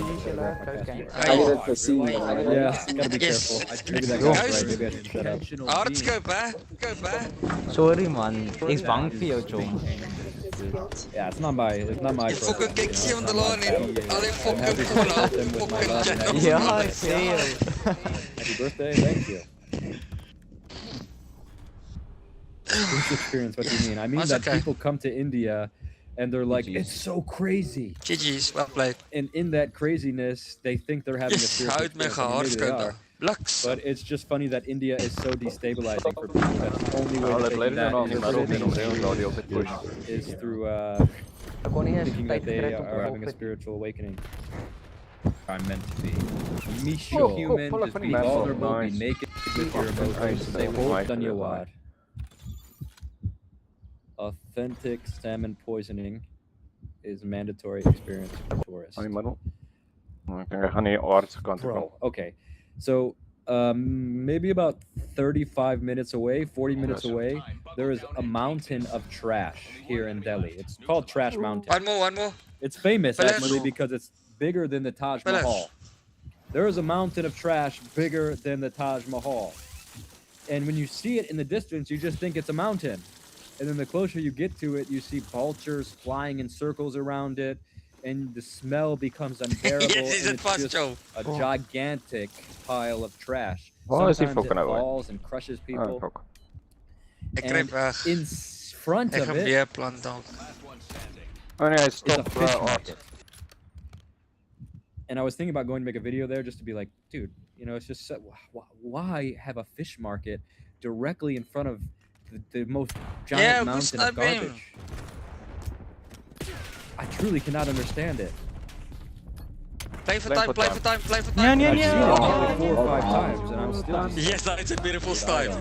Lexus. I cannot even think of a. GG boys. Well played. Well played.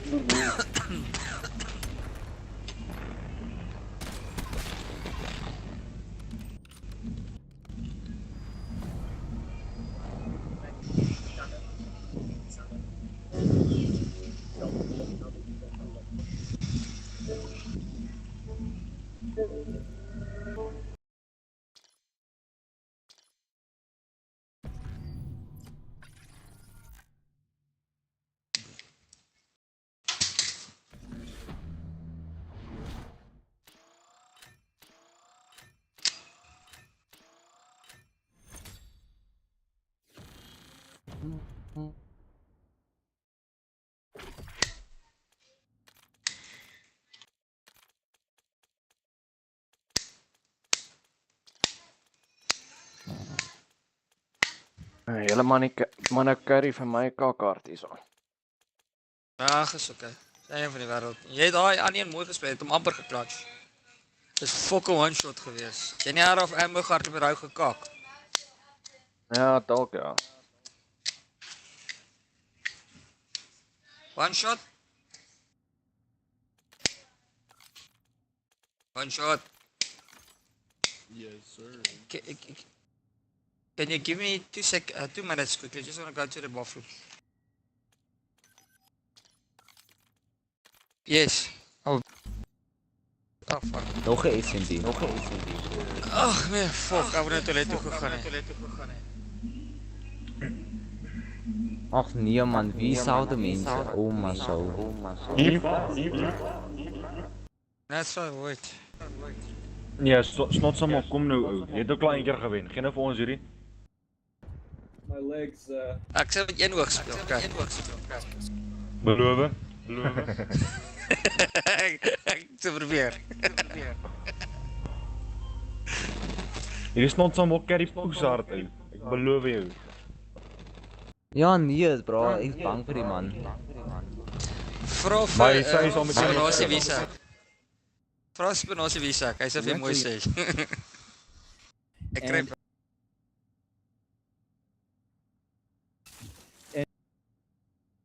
bigger than the Taj Mahal. Nog het jy There's so a ou mountain gamer of trash name bigger than you see Paul. Ja.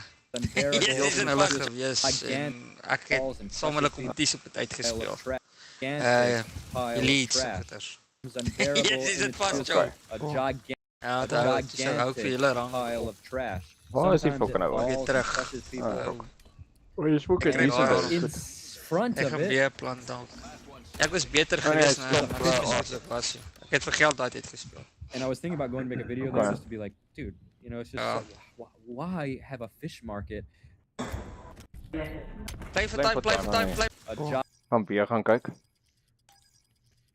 Search and destroy. Ek gaan met kat. Chosen to invest in you. Do not let us. 4 or 5 times, and I'm a gigantic pile of trash. Waar is die Sometimes- 2-2. Weer like skoon. A single. Hy weer skoon gelyk Not that vir that 'n matters, oomblik. it's love, Maar okay? ons Love teen- matters.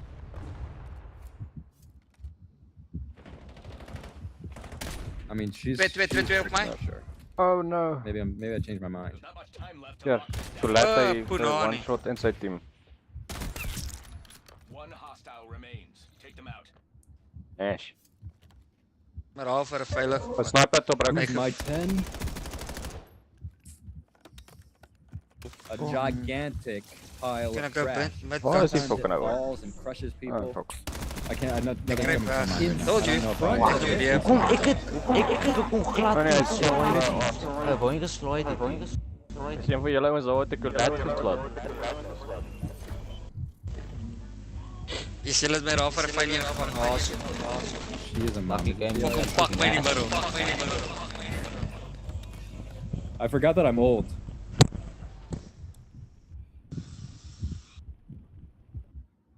Search and destroy.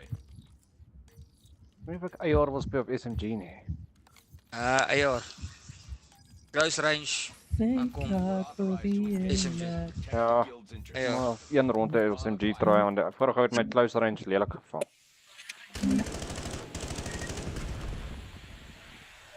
Hier is was skoon.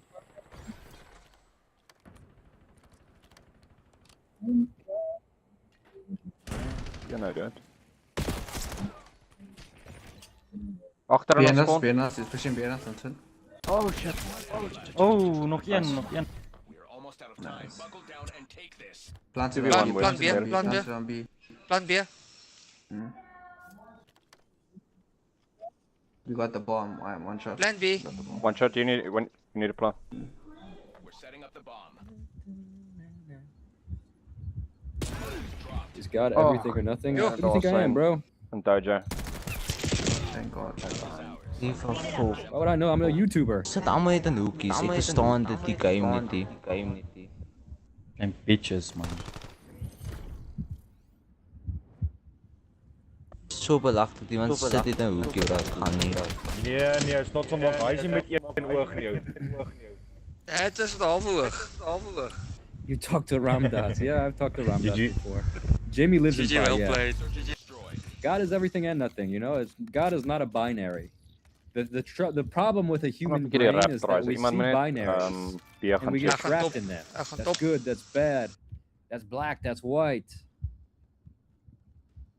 Hey man, you earned your name on the list of spiritual teachers. I allow it. Thank you. I'm not a spiritual teacher. I'm just I'm quick force crying out in the wilderness. Bro, try the fish. I'm thinking about it. I haven't shot it, sorry. Hey no, met Did you kan ever dit meet my. Neem Curly Baba? Dude, Neem Curly Baba died in 1970. Hy dryf ek maar seer. Push, yeah, you only got 20 seconds. Ja, no. Beautiful. Well done. Hey guys, ek gaan nou 'n bietjie ernstig gespeel, né? Nee, kom nou. Hou Ek nou het een julle nog genoeg toe. laat raak. Kom, draai my, I'm in kom, Oregon, draai. Delhi. Crazy place. Regs. There's new mushroom that makes people Snot see hom a op. little Nee, now. van my nou, kom nou. Apparently you get real sick though for a couple days, but I thought about Net een trying oog. it. Kom nou. Fuck it, you know? I could handle being sick for I'm always sick anyway. See, let's go A. Did the police beat you with I'm gonna go sticks? A, No, okay. it'd be a big problem if police were I'll try to beating grab this tourists. If there was videos of police beating foreigners, this protest would be taken to an entirely different level. How was the protest? You want me to be completely honest? Met kant. Oh, yeah. I can be completely honest if you want. And I will. You can get a plan. I will say Let's get a that you quick know plan. I support people. If people feel a certain way about corruption, of course corruption should end. And students are the future. These children are the future. They're 17, 18, 19, 20 years old. These guys are going to be Just watch it back. hopefully, you know, changing India. And they have good ideas. But I felt like the protest. No, don't. Fuck one dojo. I felt like the protest was a bit unorganized. It felt like a party. It didn't feel like a protest fully. Push back on. And I'm sure it did in moments. Where? I spent basically all day. And I don't know, you guys just wanted the guy to resign. To me, that felt kind of surface level. That's it. That's your protest. You just want this guy to Dan jy resign. my kant toe weer niks damage hoor. You got to go deeper than that. Do you think it's authentic? I don't know, bro. I'm not Indian. I don't know much about it. I just came to India as a foreigner, as a tourist, and it just happens to be taking place the same time that I'm visiting Delhi. So I've only got the surface level. I mean, the people there seem to feel like it's authentic. I talked to a lot of people, and people were talking to me. But as far as it being some movement, maybe like some secret movement, That's you right, know, let's go. psyop, it could be. I don't know. I know in America that they stage revolutions just as a way to Is die een in P2? make more restrictions and stuff. You know, they allow Hey, nah. cities to burn for the chaos and the control. Te laat gewees. Pretty fucked Steeds up, in P2? actually. So I don't know what India's about. Agter julle. Oh shit. No, I saw an inner. Sounds like they don't have much guidance or good leaders for the movement. I can't speak. You know, I'm sure they do have good leaders. I've seen some videos on Instagram and stuff just because it's One shot. viral. You didn't expect them there. And it seems like there are some people that are genuinely trying to lead it properly. But there's just so many people that The other one's also on A. looking at it as an excuse to party. Hey, Iner. Like I was there and they were just partying. And then you have the people that, like the young boys that just want to fuck shit up. So they go there and they are in the crowd and they'll throw something at the cops and then sort of duck in the crowd. So, you know, trying to incite stuff. Enemy devices. Check A. Did you hear the idea that Christianity is a psyop by Paul to make a force against the Romans? I have heard that. I believe Jesus was a real person. I think maybe Paul's might have politicized some of it, which I don't actually know. You know, that's just what I've heard people say. Inner. Beautiful. We got a small chat today, only 90 people in here. Have you considered writing a book about your experiences? Yeah, I've considered it. I've got a lot of stories. I'm working on a book in my mind. Ik ben kant, ik kan stemmen. Ja, hij forget me voor wat nog I gevangen. believe Jesus was a hippie Muslim. Met Gigi well played. Your mind, your life. Why do you even go to India? Ik heb iemand laki karaoke. One of the most Nash. incredible cultures and countries on the planet. You don't understand the beauty that this country holds. Let's go beef. People think India is just busy beep push. streets and car horns. Yeah, I'm and gonna go top window. Yeah, Yeah, I'll take- bad okay. hygiene and trash, push, boys. Beep, beep, Let's go politeness, and people pushing and Beep, beep. littering and spitting and shitting in the streets and animal slap against cruelty. P1? And Yeah, we'll check your tin and outer dojo. I got 10. that's not all India is. Actually, India has every type dojo. of One is climate. mud. It's like it's got many countries inside a single country. and then others Many dojo. languages and Oh, cultures. nice. You can Let's travel chill, boys. across Chill, the this bomb is country, across India, Bruh, dojo, and dojo is pushing to 10 now. experience Oh, Nia. so Nice much outfit. variety, so Boat. much. Experience the desert. You can experience Nobody? the You wettest play place template. on the planet, It might be Cherrapunji. defusing. Go Go back, go back. back. You can experience Nagaland and Assam, where they have wild rhinos just walking around in villages. Or you Nice. can experience Varanasi, go back. the That's jungle all. where dead bodies just float down the river, or meet holy men, or Right, right. you go up into the mountains, Leh Ladakh, or you go Ai, to jullie the hem ook bij mountains, je. little villages that are just puffing smoke like a Studio Ghibli movie. Ek het nogals nice shots op Snotsam ook gekry. Ek gaan nie lieg jou. Ja, Ek dat is trots was op myself dat ek nog fucking ou dood het. Was there Christianity before Jesus Christ? GG. well played. That's an interesting Als dat zo'n boek like easy gaan nie, dan Yes. Nice.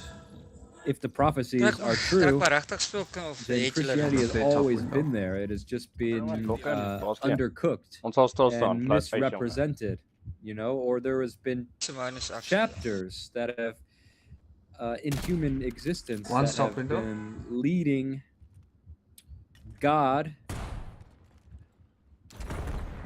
Oh, Let me try 1v2. to- Let me try to put this Man. into a simple way. Yeah? My friend Jamie said it really nice.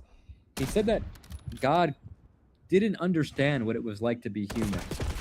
Yeah, they're coming back. In the dojo. story of Job, God makes a deal with the devil. They're like, hey, I bet you $5 that Job actually isn't loyal to you, God, says the devil. And God, you know, in his cigarette. Oh, well done. I'll take you on that. I'll take that bet. They shake hands. Ek het die ou gesien toe hol. And God begins torturing Job. It's all good, it's all good. Nice guys, Kills his family, kills his crops. Van my lokken op my teammates. And Job stays faithful throughout it all. Yes, you kick off. And you can see that God has no idea what it's like to be human. God's just like, I'll just give him a new family, give him a new wife, new crops. It's all good. But, you know, is it all good? Of course not. So there's been different chapters of God trying to relate to us. Let's play for a B again. And Move to engage unauthorized personnel. he had to come as a human. He had to come as a human. It's the only way that we could make the connection. My friend Jamie said it so nice that we had to beat the shit out of him. Because it's like, really, dude, we didn't ask for this life. The child didn't ask to die for leukemia. Job didn't ask to have his family killed and his crops killed. Why throw us into this suffering? You know, many of us feel like fuck God, and it is justifiable to feel that way. Behind you, behind you, behind you, behind you, behind you, So behind you! he had to come and manifest. The simulator had to come into the simulation as the Messiah, as Jesus Christ, so that we could spit on him and torture him This guy and is not listening. release all of our sin onto him. And he accepts it.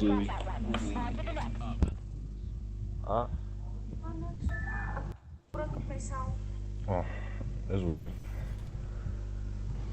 I forgive you. You're right. I forgive you. Man, oh. You guys got to listen to the live streams me and my friend Jamie did.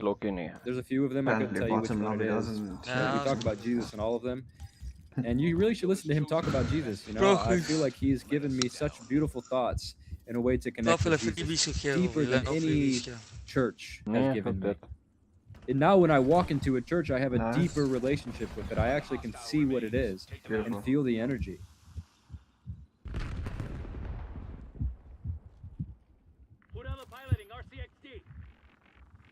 You can feel it, right? GG's. Hello, wonderful. Hello, wonderful. God is not found through desperate searching, but through quiet presence. I mean, hey man, I'll let you be the judge. I don't know about these distinctions. I think that we should be desperately searching for God. Quiet presence is also a way to find God. I'll start believing God when kids being blown up and people stop dying. Search maar. Ek snou weer. Ek het gebaat kort. Search maar. Alright.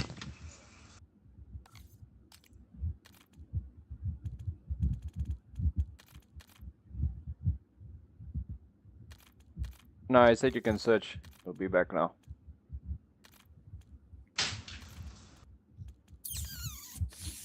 Thank God for the internet. No, bro, I'm in a hotel room. I'm not with Bhavani right now. I don't plan to see him this trip. He's too far up in the mountains. It's very complicated to go see him.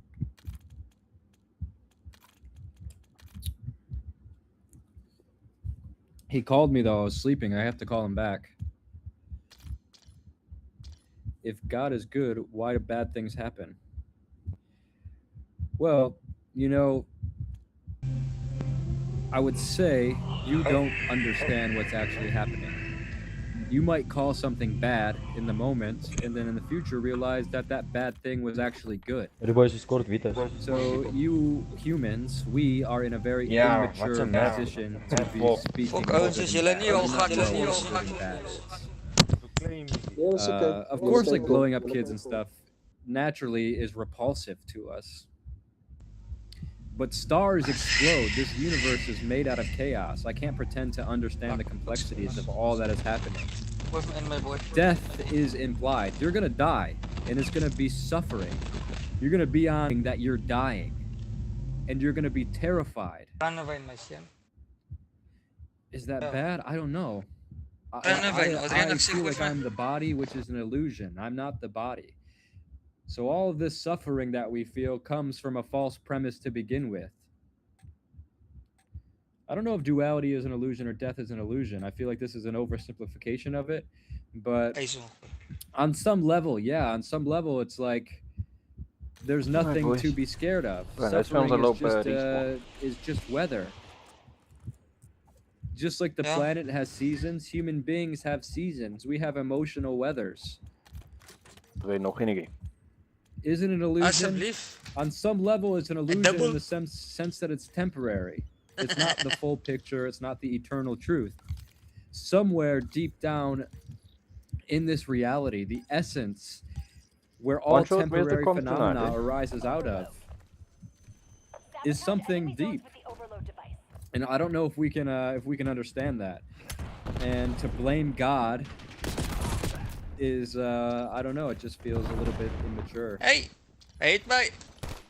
For me, I get it. I get why your thoughts feel that way. And I don't think it's wrong. I'm at a different place. Oh, boys, I believe God, and something beautiful is happening even in the pain. Ah, fuck, top blue. Looking for God is like a fish searching for water. The search itself, is proof that it has forgotten where it already is. I'm on you. Yeah. Oh, I agree with please, that. still. Can I have to take out that gun? But I don't think that means to stop looking for God. And I don't think, boys. Like, white wall. If I were to choke you, you would be wishing you had air. If you take a fish out of the water, the fish will be searching for the water. And We are being choked right now, so we must search for the air. Yeah. I've located a new overload device. Okay, boys, someone need to bring that device.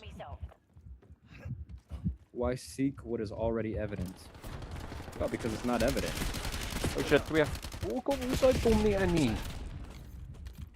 Hostiles have the EMP.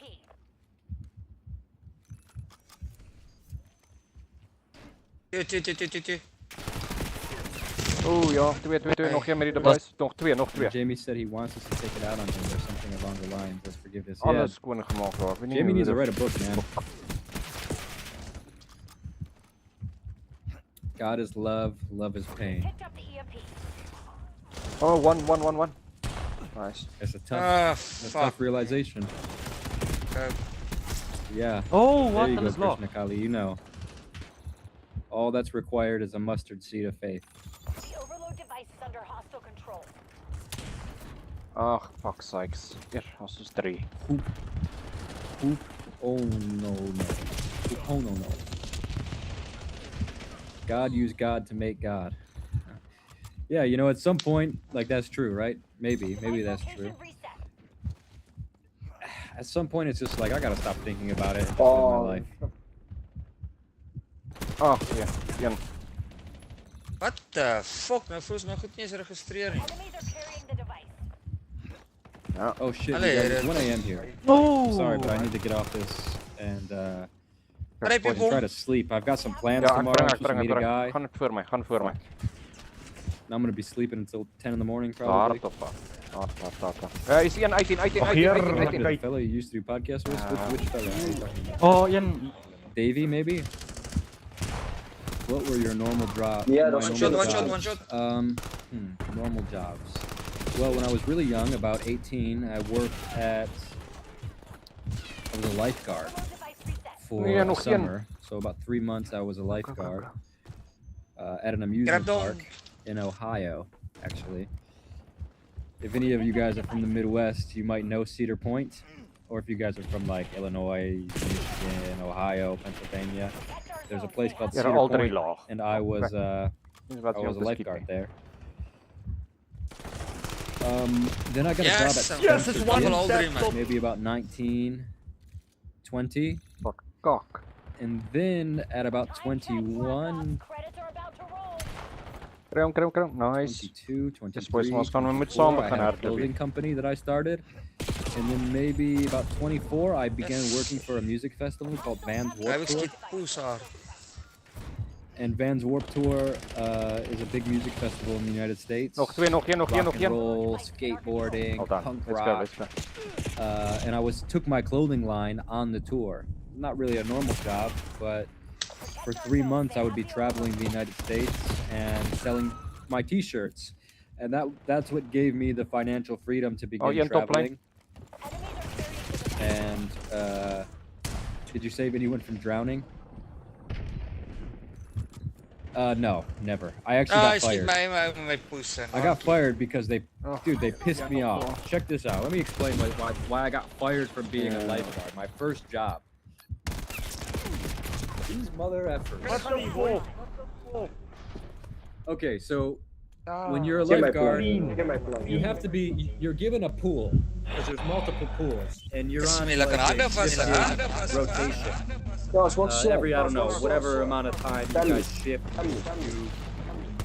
pay attention to a new pool. So you have to have your eyes completely on the water at all times. You can never take your eyes off the water, and you have to be scanning. What else? You have to have your whistle. You have to have your little thing. Your lifeguard. Catcher thing. And I was these are like small pools, you know. It's not like that deep. And they would do these tests to make sure that you're watching your waters. And I was at the end of a pool. Or sorry, at the end of a slide. Like you would go down the slide and it would shoot you into the pool. And no one's swimming in it, you know? So it's not like I have to jump in and save somebody unless something happens. But But these motherfuckers Ah, threw dat a was fake 3, 4, baby 18, doll down the slide, and they wanted me to pretend that it was drowning. It was just like a test. And when you do this, you have to blow your whistle Fuck, wat heb ik nou daar gedaan? and point. There's a whole theater you have to do. Blow your Oh, whistle, yeah, you have but to point at it because the other lifeguards need to know B5, no, B5, that one you're shot. pointing at where you're pointing. And then you have to jump in and save this baby. Boy, Zyron's achter And I je. was just like, dude, I am not making a giant ass scene for this baby doll. Because everybody in the whole place freaks out, you know? When a lifeguard blows his whistle and points and then jumps into a pool, you have everybody in the entire place scared. So I was just like, I'm not this is obviously a baby doll. I can see it's a doll. It's not a real baby. check my cut. And I just didn't jump in and Let's save go, let's it. go. And they fired me over it. White wall. Nice.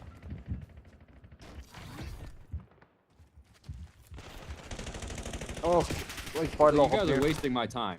I'm here trying to actually do my job. let's go. I would Gaan jump hier in and vooruit save worden. someone if it was real, but I'm not saving a baby. Top. Je schiet mij in die poes Onder terug half nou HP weer. in top. And then they do fake drownings to make sure that you're paying attention. Like a staff member 18. will go into the pool and flap their arms around, Oh, er was één and achter, you have to 18, jump in and save them.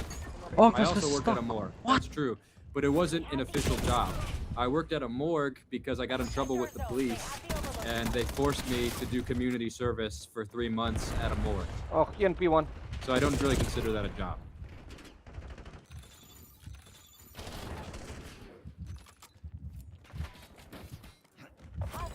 Fired for not doing a humiliation ritual. Basically, it's like, come on. The boys are dude, what is yes. this? P1, 18. What is this? What kind of job is this?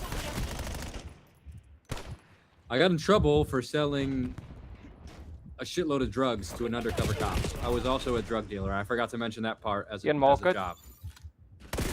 I was also a drug dealer. Yes, I can. And I sold to a police officer in front of a GameStop. Nice. Tel net op with the voice asseblief.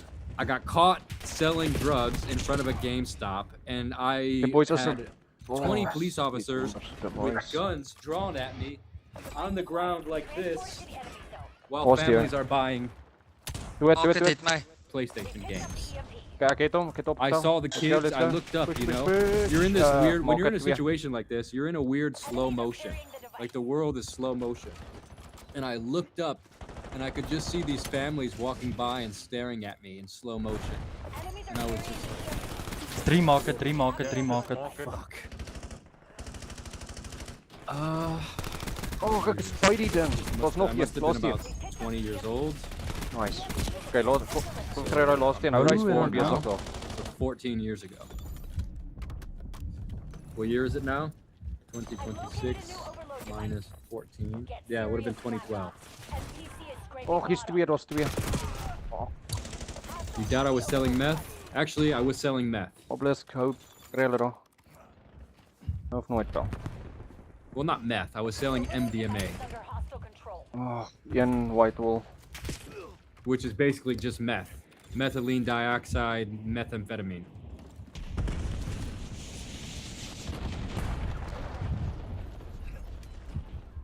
Nee. Bij die car voor blue.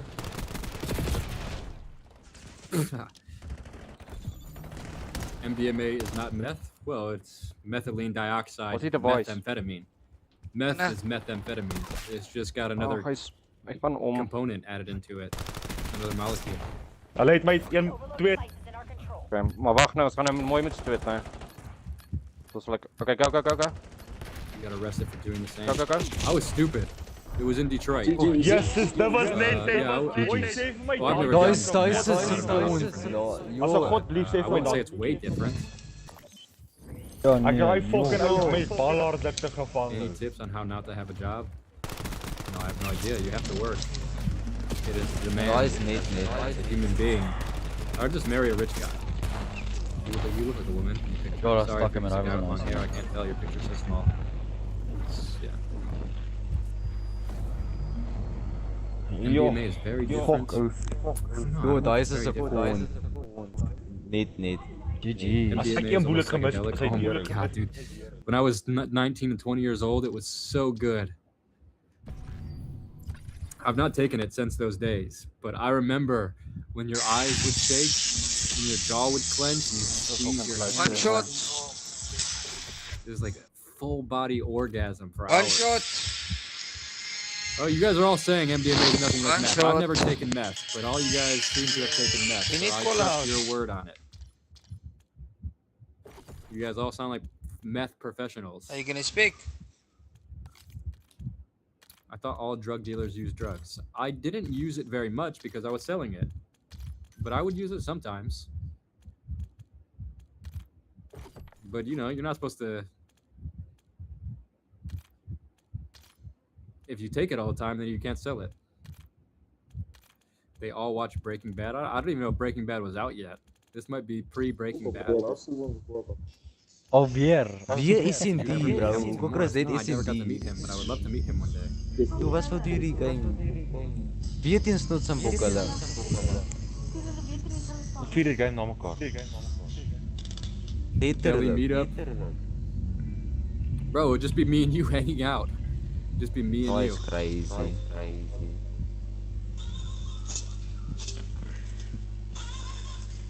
I look young, dude. Look close. You can see my wrinkles. And also I have a red forehead because I have eczema sometimes, and this heat gives me red forehead.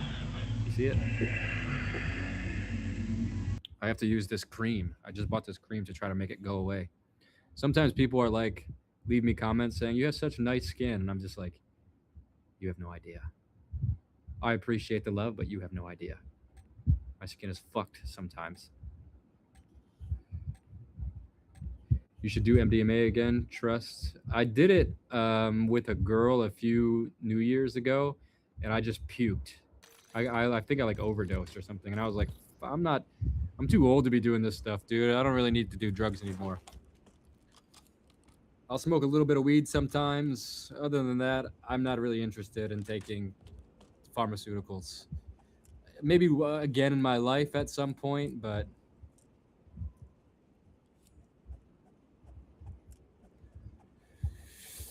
yep. Oh. Search and destroy. Eliminate the objective. It's 1 a.m. I have too much energy.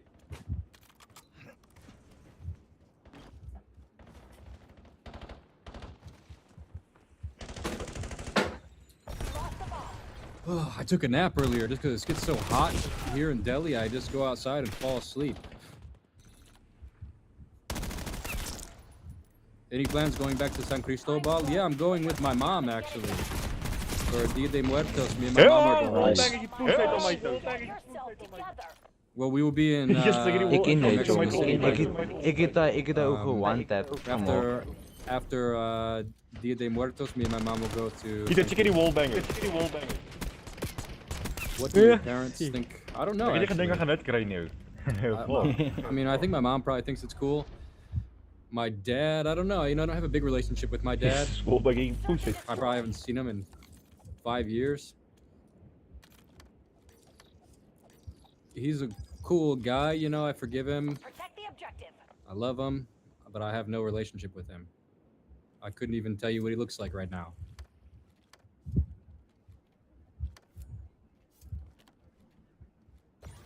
So I don't know what he thinks. Oh, he's up. Wise, watch it agter jou. Wise, watch it agter jou. Sy wol. Beautiful. Ja. Ek weet nie, hy het gehoor dat die donkies He did not come up to say hi. Yeah, that's cool. The Logan is so cool. What an incredible place, right? I love these Maya communities. Like, if you go over to Chamula? No, not Chamula. Chamula. Chamula. Did you get to go to Chamula? I imagine you did. If you were hanging out in San Cris, you must know Chamula.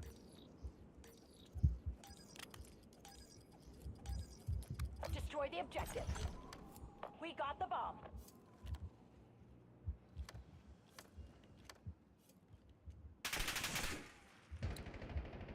I've been watching you since about 2014. I don't think I've ever seen your parents before. Will she be in the video? Smart, move fast. Bomb plant in progress. Charges set.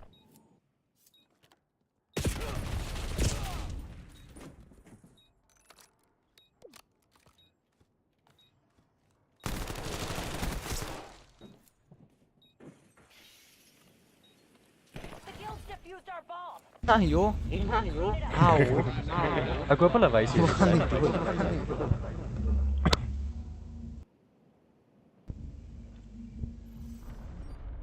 Oh, nee. Daar skiep hulle hier. Kom terug vir ons SA. Terug vir ons SA. Search and destroy.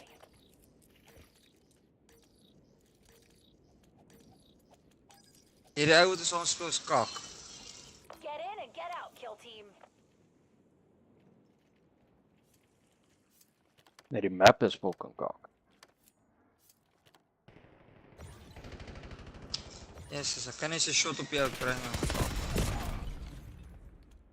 Oh, bro. Maller. Beautiful. Sorry met trigger raak vas. Sorry met trigger raak vas. Sorry met trigger raak vas.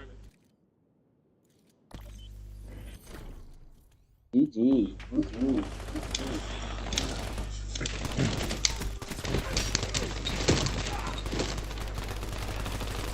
Maar laat ek jou geseker in. Laat ek jou geseker in. Dat hierdie trigger fucked up passing.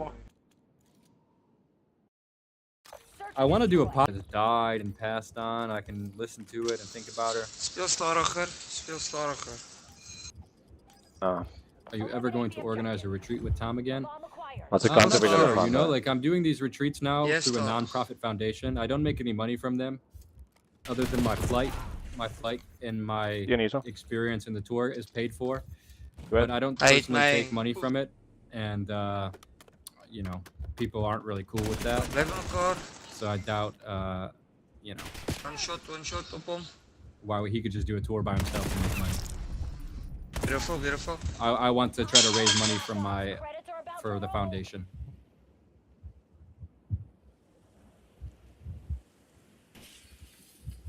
Oh, here. Look at my direct class. Can we meet tomorrow? I don't think so, bro. I've let's got some call. plans. Maybe I will consider doing a meetup before I leave Delhi.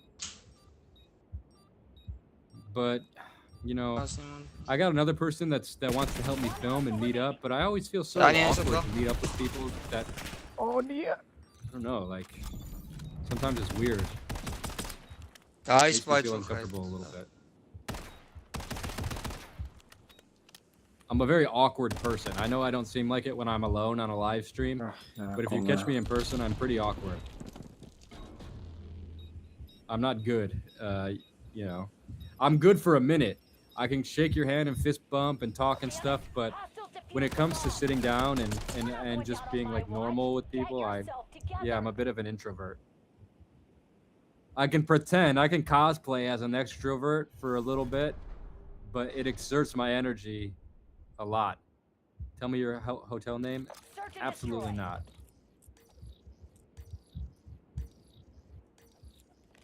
Yeah, ek weet nie wat om te speel. Yeah, but then like I'm talking to people all weird. If no one wants to be preached at. Hulle fucking or read. double chow my altyd. How do you make money? Well, I have a YouTube channel with almost 1 million subscribers.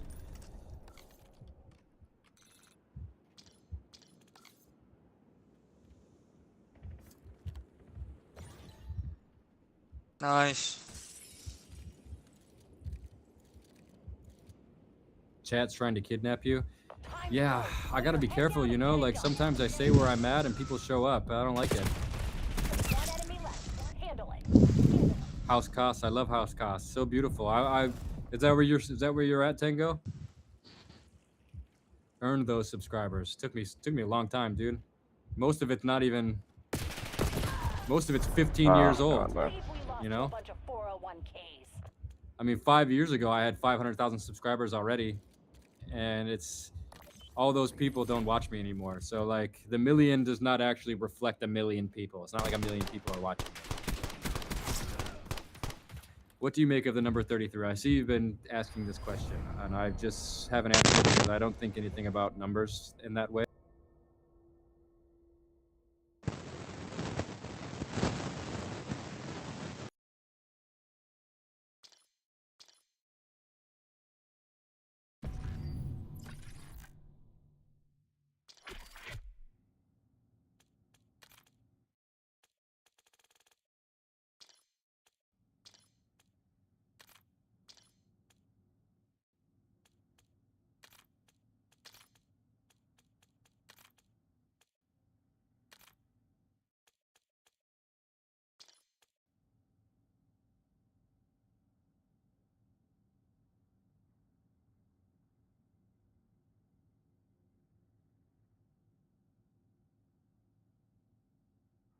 Okay.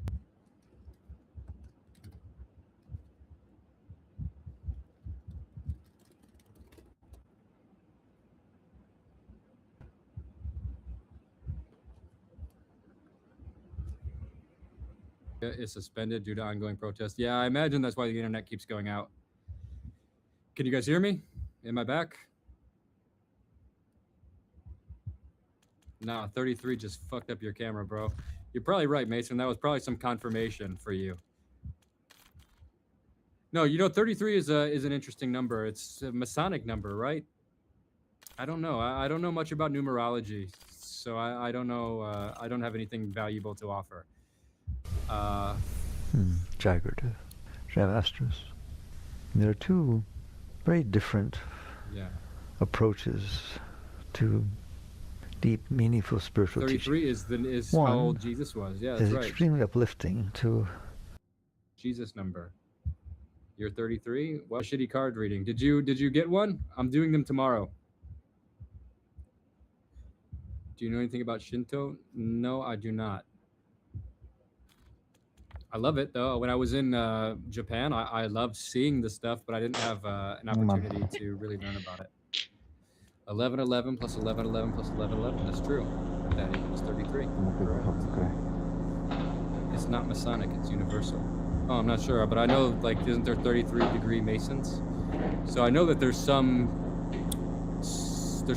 to that number. I just don't know what it is.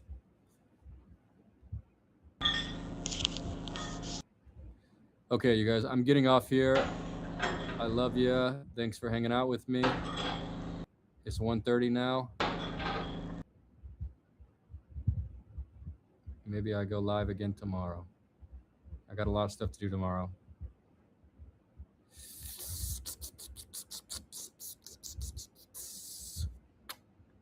See you guys.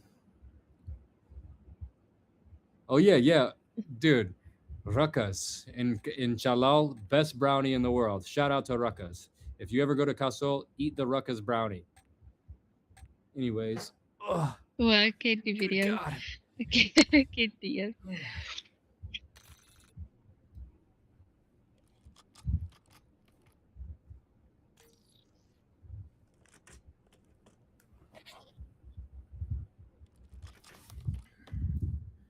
Here's my bed. Here's where I'm sleeping tonight. Har Har Mahadev. Smoke some weed. I don't got no weed, but I'll think about it, and maybe that's good enough. Hello, boss. I am Big Aluminum. Search and destroy. Show some initiative, and Miss Kagan will take notice. Oh fuck, this is such a destroy. I got this is Somali. What fuck? I cook. Jagged, Zarathustra. Twee wires. Very different Yeah, approaches fucking hell. You to won. deep, meaningful spiritual Yeah. teaching. One is extremely uplifting.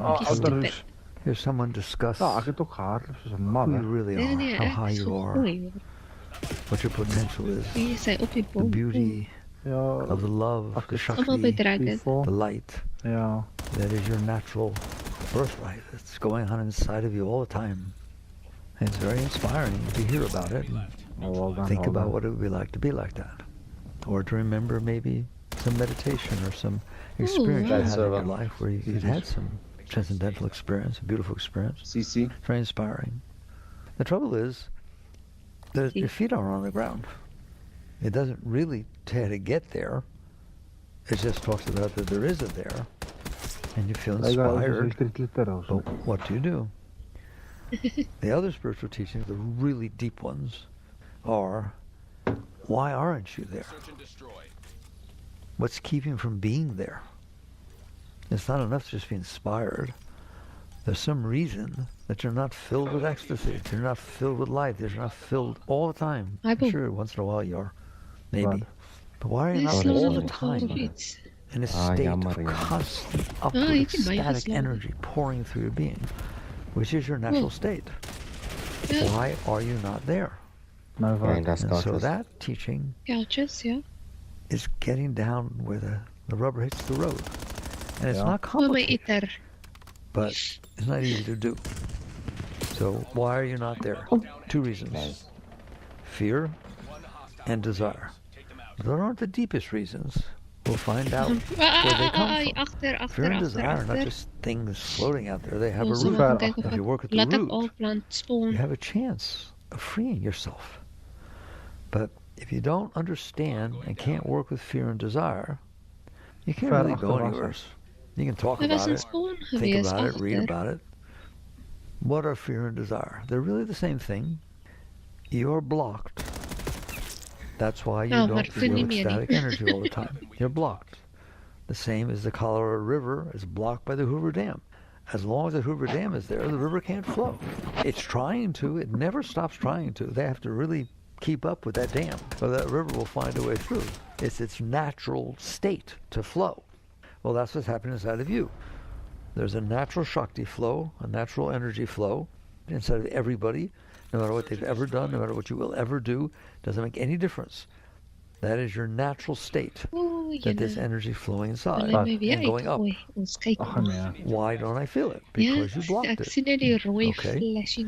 What's the result of blocking it? If you have a rapidly flowing stream that has a really nice bed underneath it, you don't have rapids, you don't have eddies, you don't have waves and currents. You just have a very even flow of water flowing down that riverbed. If you put one rock inside of that flow, you get disturbance. You get eddies, you get waves, you get currents. Just one rock. If you put more rocks, you get more of those. If you put enough rocks, the flow becomes a trickle. You'll understand that, don't you? Well, that's what's happening inside of you.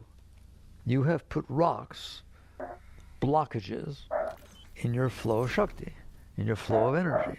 Therefore, when it hits the blockages, it creates disturbances. When it doesn't hit the blockages, which sometimes happens, very rare, we can talk about that, you don't feel disturbance. You feel some energy. You feel love.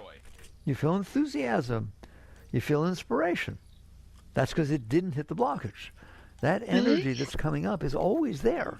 It's being blocked by the blockages you put in there. And the blockages not only block the energy, when the energy hits the blockages, it's just like when it hits the rocks in a riverbed.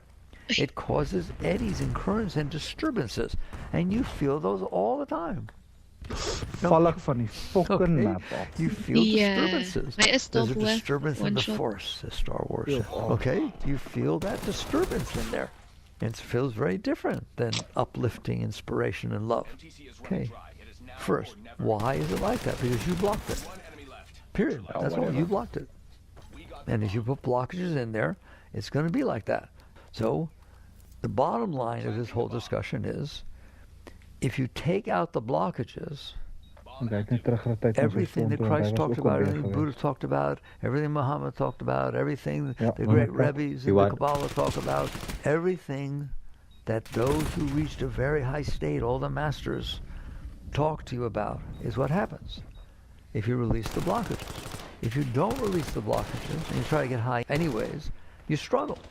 You struggle, and every once in a while you have a good meditation. Every once in a while you meet somebody who makes you feel low. But it doesn't last, you know it doesn't last, and you struggle to make it happen. You have to do things to try to make the outside happen so that when it comes in, It makes it around your blockage. And that's exactly what's happening. It's so easy to talk about. People say, we have chemistry. No, you have energy interactions between each other that somehow it works that you get around your blockages.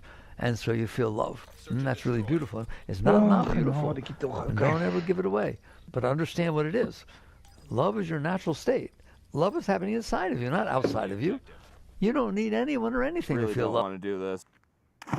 Rip the pocket rocket. What's going on, YouTube? Welcome back to the channel. This is my last day in Colorado. I hiked 2 14,000-foot peaks yesterday. The day before, I did a 10-mile hike. My legs are sore. I'm tired, but we only have one more day left here. So we're doing another 10-mile hike to a couple alpine lakes. We'll see how it goes. We're literally not even a quarter of a mile in. Trail starts off right on this gorgeous lake. Insanely beautiful. Got Gibby with us as always. Out of all the trails we've done this week, I believe this one to be the easiest, even though it's 10 miles. Oh, I'm tripping already. That's not a good sign. I think 3,000 feet of elevation. Yeah, maybe 2,000. Fuck, ek hoop nog nie uit. Hy sal dalk omhardloop hier toe. Maar dit maak nie saak nie. Ja.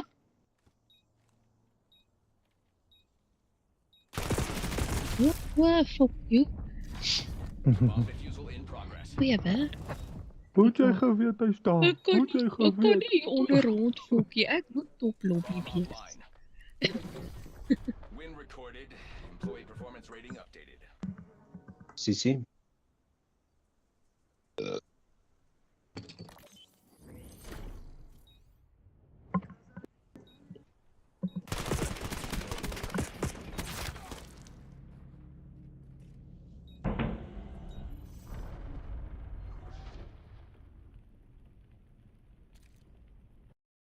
Search and destroy. Ons het such a balanced team, né? Soos daai wilwapper dra die span daai kant en ons sit almal soos ons doen pretty good soos together. Ja, ons kort is naby mekaar, ja. Die kom een ding is deur. Daar's een top hulle kant. Planting. I don't know all that much about Planting B? Ja. Bomb plant in progress. Hello, welcome, Felix. We're almost out of time. Buckle down That being said, charges set. If you Oh, what the hell? Dat ding. What fuck? Ons nog geen met going back then. Tantra is very complicated and involves, you know, Ach nee man. commitments. How to say, like kind Stel of net, hy check net regardless met dinge is agter. As a fucking thing, right? like if somebody gave us empowerments and stuff, that's one thing. And without this, CC? and without that, and without the vows and all that. But if you take all the vows, it's quite serious. I Then in think there's a Tantra, there are meeting. 4 different classes. Ek dink hy praat met sy hond. And some of CC? them Is jou hond require se naam certain vows, some CC? of them have other Visie, vows. ja. Ja, staan vir Ek dink hy camping praat met kant. sy- Some of them sy have hoefie. more serious vows. Maar wat than is others. ongeskik? Some of the Lekker. vows that you would take Wow. home, Ja. all of those are quite serious. MP.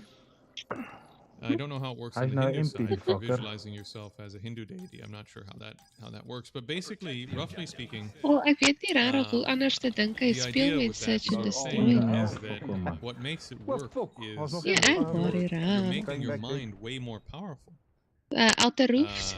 Maybe also in a mystical inner- way. inner Maybe end. there's an aspect like this, but mainly think about it like this: Hy's laag if you had the daarvoor. ability actually Nee. to control Daai. what appears in your visual field with Well such, done. such refinement that on purpose, for a particular purpose, only when you wanted to and not out of control, because that's schizophrenia, you could cause an image to appear that was as vivid and real as your own hand right here. Oh, what the Why? hell? Because your hand is basically a mental Ons nog geen image. nog steeds GG. Going back then.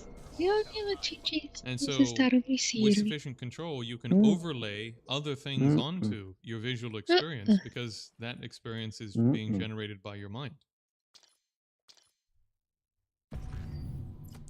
So, instead of seeing a hand, you could see a deity's hand.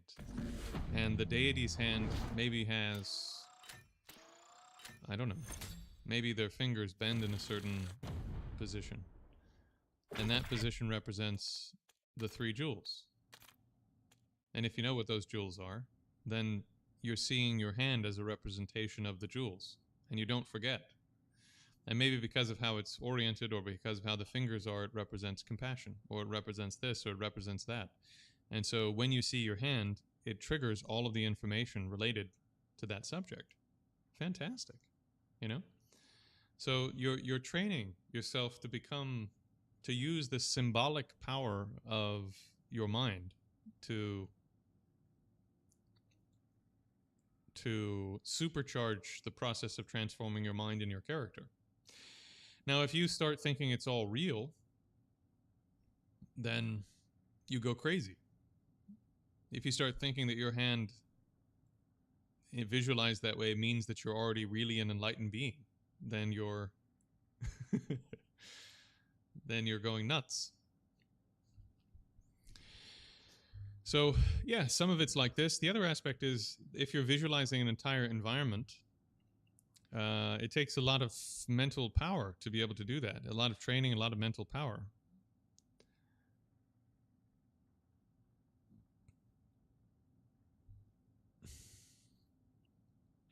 So if you have the mental ability to generate an entire 3-dimensional environment with 150 deities in it that are so stable that not even a pupil changes in their eye for a period of 4 hours while you're doing a session of your sadhana, your mind is now extremely refined, and basically whatever else you want to do with it in terms of training and concentration, study, this, that, analytical meditation, your mind is like an unbelievably powerful, refined instrument now. So it's a very skillful way of working with yourself and making things more and more and more available to you that you've learned through your training. If you don't have training that is informing what all the symbols are and is informing what all of it means and teaching you how to use it the right way, and if you don't already have some realizations from your training from previous things, then it's a bit like having a really expensive car with no engine in it.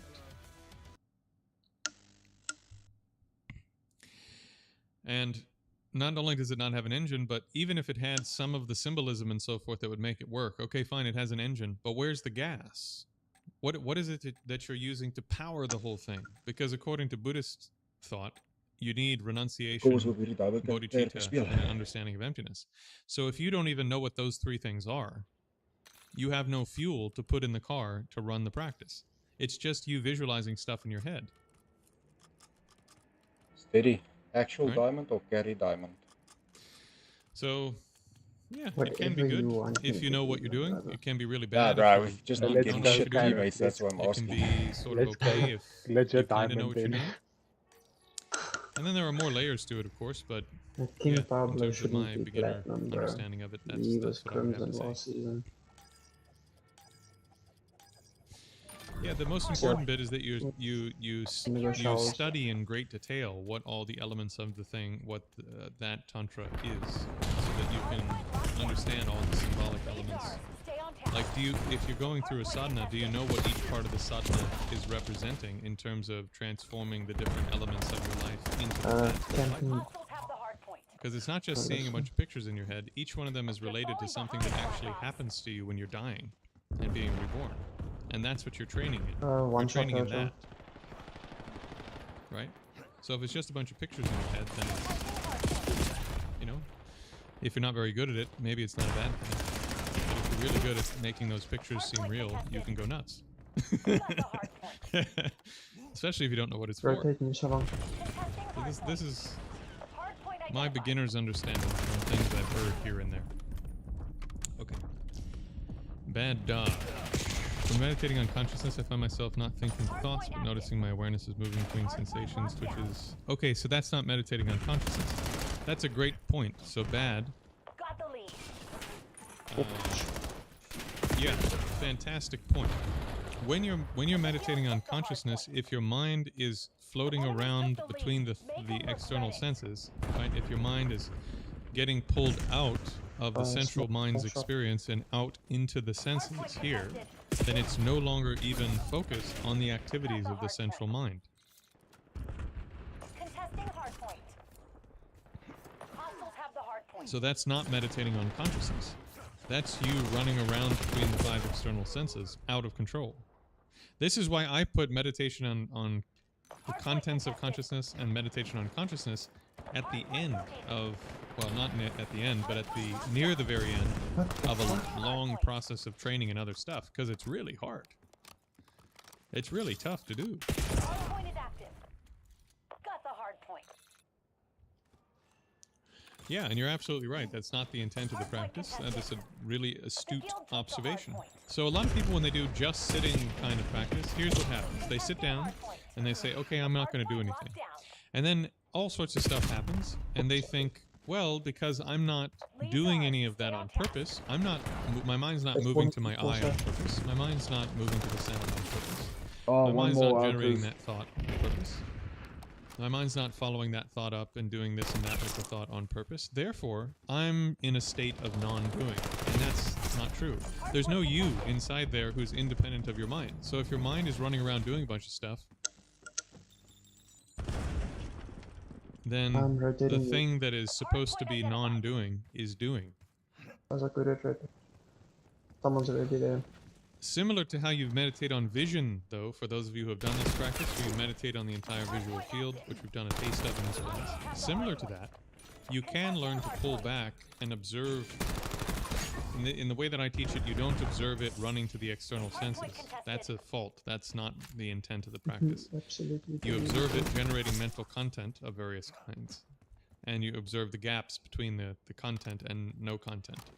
Until you become aware of what this is that is generating content. And then, as best you can, you hold your awareness on consciousness. Whatever qualities of consciousness appear there,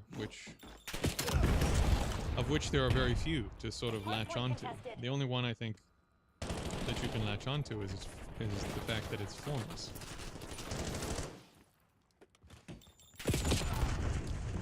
Contesting hardpoint. Hardpoint located. No. Hardpoint contested. Top The end guild bottom. took the hardpoint. Well, word. What is the deity? Hellstorm? What is the deity? This is what I mean. You have to, if you do those practices, you have to study a lot. What do they mean? The deity. What is the deity? What is it that is manifesting everything else? Is it your visualized Ganesh? Or your visualized whatever? Is that what's generating everything else? No, because that's a manifestation of your mind. Your mind, and not your human mind, but your subtle mind, which none of us have access to at the moment. That's the thing generating everything else. That's the deity. Okay. Sugar-free meditation is very interesting. Good. 108, importance of a skillful guide, definitely. Sometimes visions occur.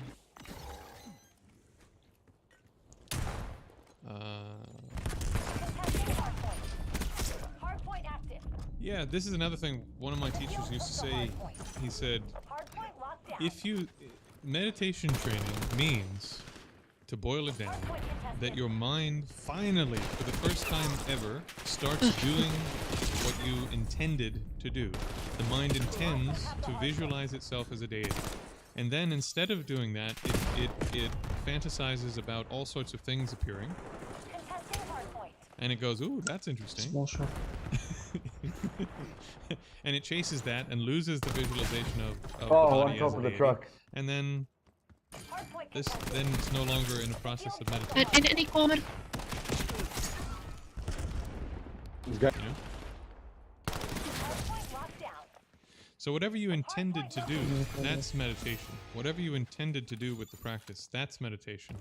Stuff that comes up where you end up chasing it is not practice. On rare occasion, it can be the results of practice, but it's really important that you have a teacher, a mentor, or something, which is not going to be me, this thing that you're doing, obviously, right? But you need to have a teacher, mentor you can go to and say, okay, so I was doing my practice and this happened. Is that something that should happen, that I need to focus on, or is that something that I shouldn't worry about and just carry on doing the main sadhana? One plus.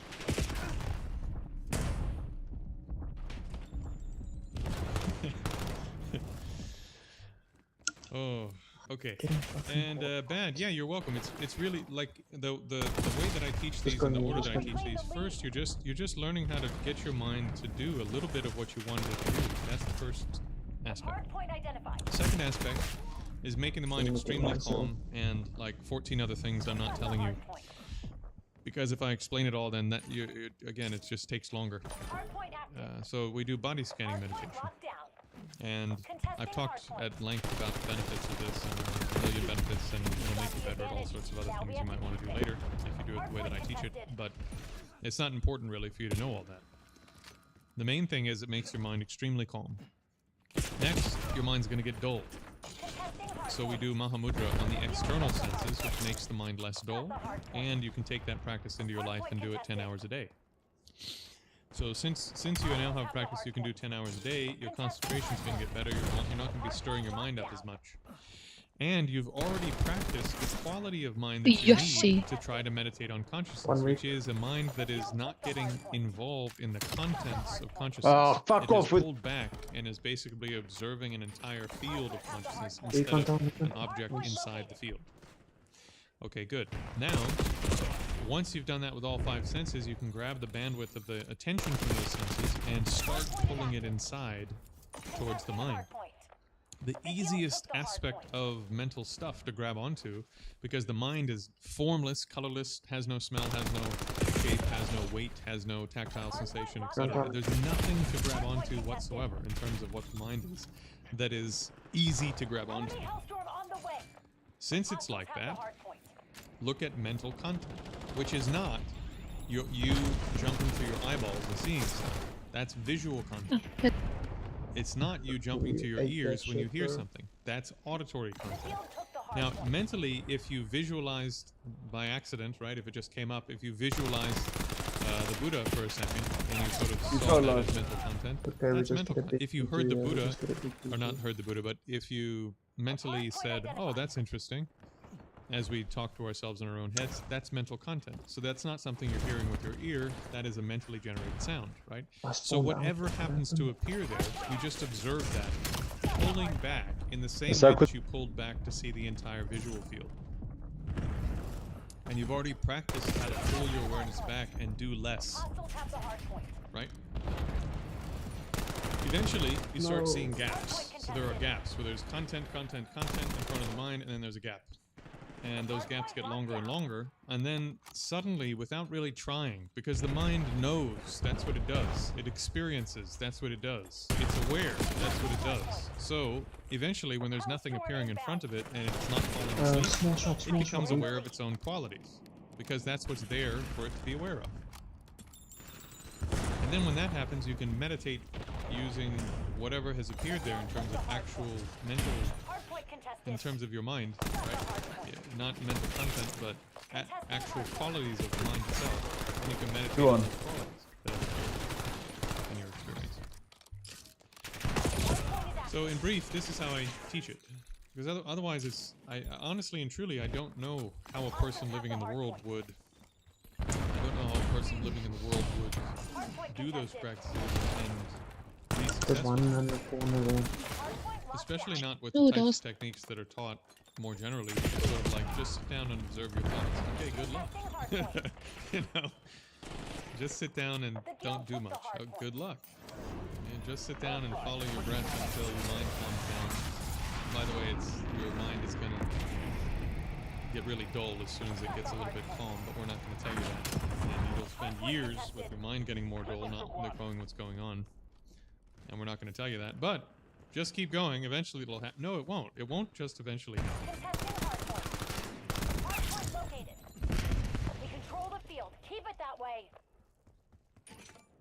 So I think that falls into laxity, falls into mental dullness. In the Buddhist corpus, you could call it sort of blanking out. But what we consider that to be is this. You were meditating on an object. You had selected some object for concentration, right? And then once the mind calms down a bit, the mind is maintaining some concentration and lucidly here on the object. And then the attention goes, ooh, look how calm the mind is. And the attention starts to brighten up, looking at how the mind is calm, and it starts losing the lucid, bright, fresh awareness of the object.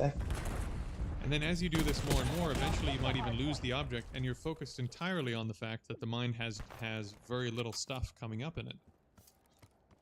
And when you do that, it becomes dull and lax and less capable. Your memory gets worse. You get stupider. The texts literally say you will get stupider if you do this. So this is not a form of training. It has no benefit. So how do you prevent it? Well, you can get really good at refreshing the mind and keep the same object, which is really, really hard to do. I spent years trying to do it that way.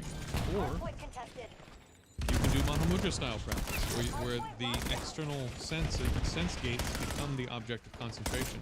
You know one thing you're going to have a lot of trouble doing if you're doing that kind of meditation?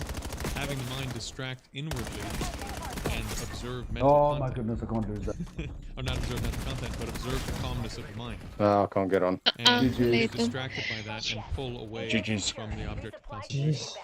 Really hard to do that when the object of concentration is all five of your external senses simultaneously, I am one shot. brightly, intensely open and non-reactive to what's occurring. Really tough to get the dull mind like that. No, I didn't play Black Ops 4. And then the next problem you'll have is that there are subtle movements of the mind. Wasn't and damn, there's a subtle type of dullness that is a bit difficult to talk about, but now you need to... No, different problem. How to say? Now you need to learn how to observe these subtle movements of your mind, subtle changes in your mind. So what would be really helpful? Meditating on consciousness itself. Right? So notice how the problems you have in meditation align with the techniques that I'm teaching in a certain order. That's interesting.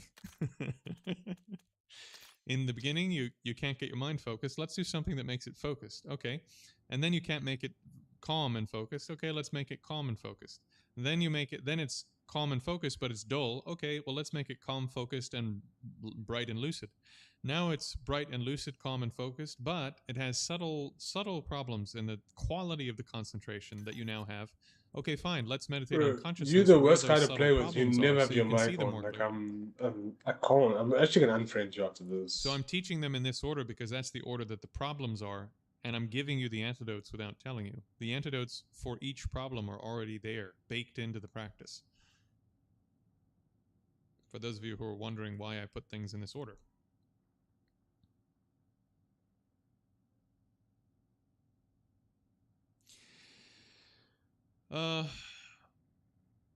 I mean, if you're staying with the same object, you can come out of the meditation and take a short walk and look at the sky.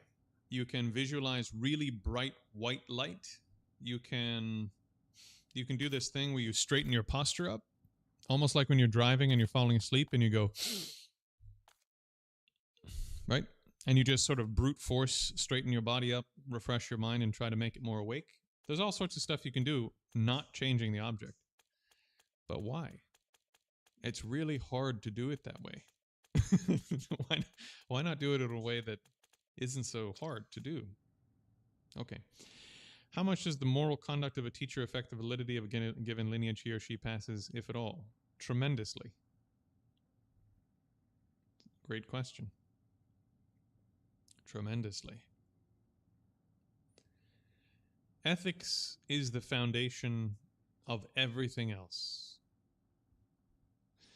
So it is possible for certain yogis who have extremely high accomplishment, whose minds are basically non-abiding nirvana on the higher levels of the bodhisattva path, to do things that appear extremely unethical but are not unethical.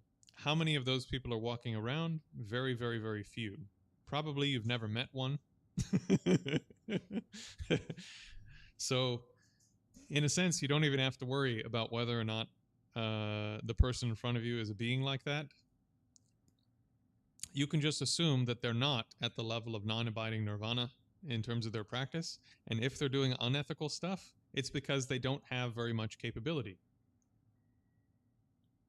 Or they may have a fair amount of capability in meditation, for example, but guess what?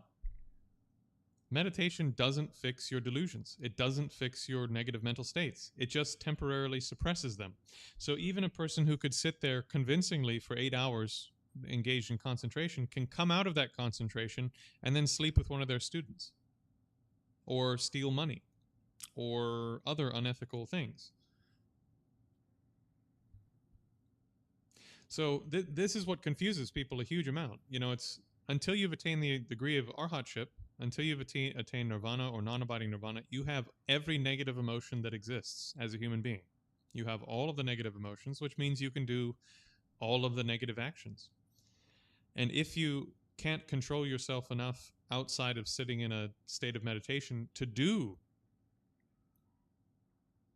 if you can't control yourself enough, let me repeat, sorry.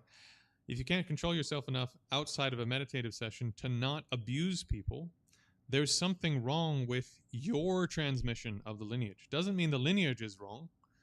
Maybe that lineage as a whole with other teachers and so forth is perfectly fine. But there's something wrong with your transmission of it because you haven't made enough progress as a person to not do really stupid, unethical, harmful things to other people.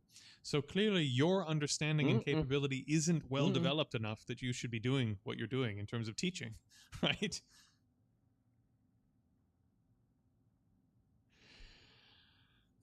That's a bit more complicated, and we should do some practice. So we'll start very, very soon. We'll start at 9:30 tonight because there's a lot of questions and they're good questions. Wat se stem is daai? Ook in Optimus Prime. Let's say that there was a really controversial teacher in a lineage, and people trained with that teacher, and then some of the students of that teacher are now teaching. Very common. How would you like to suck my butt? What happens is those people who are What teaching did you don't just say? stop I'm sorry. with that Actually, teacher's what I instructions. said was... They go a certain distance with those instructions, and then bad things happen because of this and that with that teacher. And then they go and they train with other people. And they carry on down the path. They go, Long terug. I don't really want to say anything bad about my teacher because I made some progress Het with that jy person. And then, but you know, now since Ja, then I've jy trained kan with is other free. people also. I've Jy trained kan with connect these met jou people over foon. here and those people and blah blah Dan blah. kan jy van jou foon af dit doen. Now, if it was me, Dis free. and I was advising Jy kan someone prou who was gaan, new, I maar would kos say probably don't go with that stream. Probably Maar in daar's baie general, don't goeters. go with that stream because Die who free knows? version.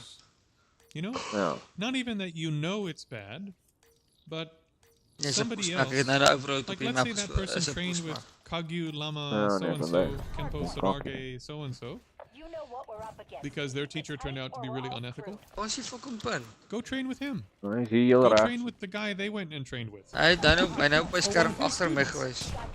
If you want to learn that stuff, by go jou. to a source where it doesn't have Hy is this. een wat daar ek weet nie hoe om dit te sê nie.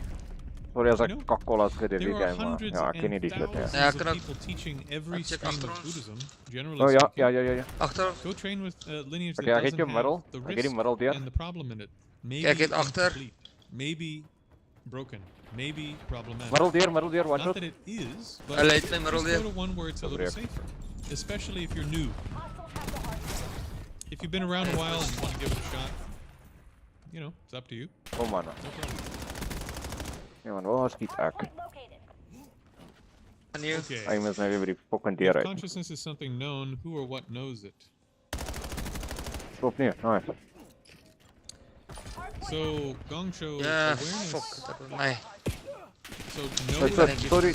according to the great texts, can't be directly known. Som jy opnieuw? You can't know knowing. Ag, fuck. Because Agter. that's sort of like the edge of a knife trying to cut itself. Right? That you can't flip the edge of the knife around to cut the knife that has the edge, right? Oh, so like this, knowingness, the quality of knowingness in your mind can't know. Ek ken hierdie map. Nee, ek is reg, my bok. However, your mind's knowing faculty or knowing quality can know basically every other quality of consciousness. So the knowing aspect of consciousness can be pointed at any other aspect of consciousness that exists. Is my understanding. So yeah, of course, I think I tend to agree with the classics that the knowing aspect of mind can't turn around to look at itself. It can be known as what it is because you see it, by way of analogy, sort of like a lamp or a flashlight. You see the light shining on an object. There's something generating this light to illuminate the object. You know that the light source is there, even though you can't turn the light source around to point at the light source, right? You can't turn the flashlight around to light up the flashlight. But you know that the light source is there because it's lighting up the objects in front of it. So like this, knowingness itself can't be directed. But the other qualities of mind, which is where the flashlight analogy breaks down, but the other qualities of mind can be observed by the knowing faculty of mind. So that's the position I take, and that's my experience in meditation. If you continue to pull the mind back, pull the mind back, you eventually start seeing consciousness. You begin to start seeing what consciousness is. You don't see the knowing aspect because that's the thing doing the looking, so to speak. But you can point that looking at the other qualities of the awareness. Based on what you've said, I think I have been missing some body scanning, intensive breath, and dodge. Yeah, so here's the thing. Probably you would benefit, as many people would, from having a practice like intensive breath, where you can cut a huge amount of conceptual thoughts before you try to do something with the mind. And then body scanning is even more calm while it's relatively focused. And then meditating on the external five senses so that your mind, as you said, is getting pulled out to the external five senses, which is not resting on consciousness. So you need some training to not get pulled out to the senses, which is the first part of the Mahamudra process. I can one-shot to see its side. Then you pull it inside, and you don't just try to look at consciousness, which is really hard to do. Hy weet van my wat hy is. Hy staan hier, hy staan links. And then when you see gaps, you don't do anything in particular, you just remain long, highly awake, highly stable, non-doing condition. And the mind, because it knows, that's what it does, begins to be aware of its own qualities. As long as it's not getting pulled out of the senses, and as long as it's not getting pulled into and distracted by mental content occurring. So like this. How long does that take? Oh, I mean, people that have been training with me, some of them to get to the level of meditate on consciousness took them 3 years, 4 years. Which is also why for people who are doing my stuff, I say, you know, you can learn my stuff in 8 months. And then you will have done probably as far as I can take you with these practices in 4 or 5 years. You'll probably need to do a little bit of retreat, maybe 3 to 5 days, you know, to initially access each of the levels at a level where it's kind of stable and you know what it is. So, yeah, you know, this is, roughly speaking, is how I teach these techniques, the foundations.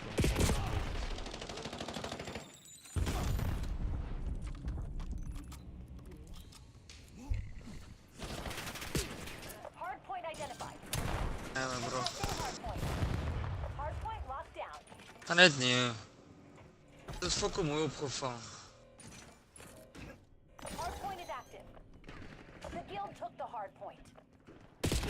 Hierdie punt is 'n fok op. Kom hier by my nie.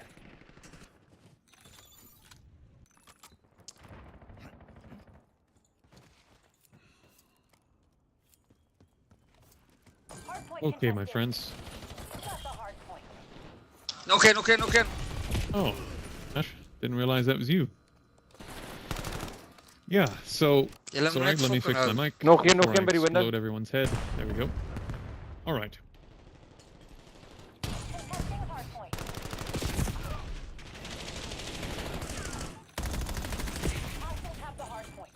So should get into the practice now. Net new.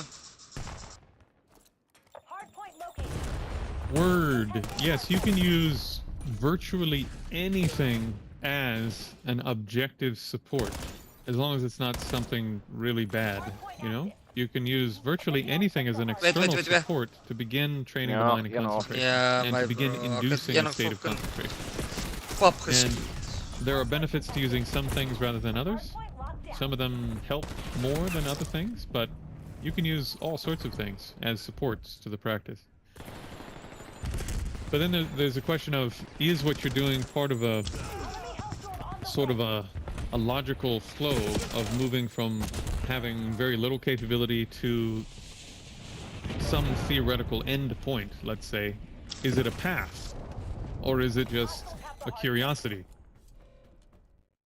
Or is it a little tributary off the main river where there's interesting things you can do there, but then you need to go back and keep walking along the main path until you get to the results that everyone says you can gain, you know? Let's klap nu. Right.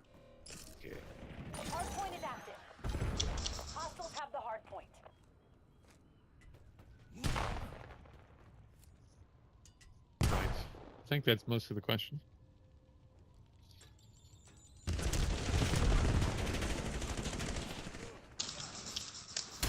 Might what? Yeah, so in terms of body scanning and intensive breath, again, it's a process, right? You need to gain the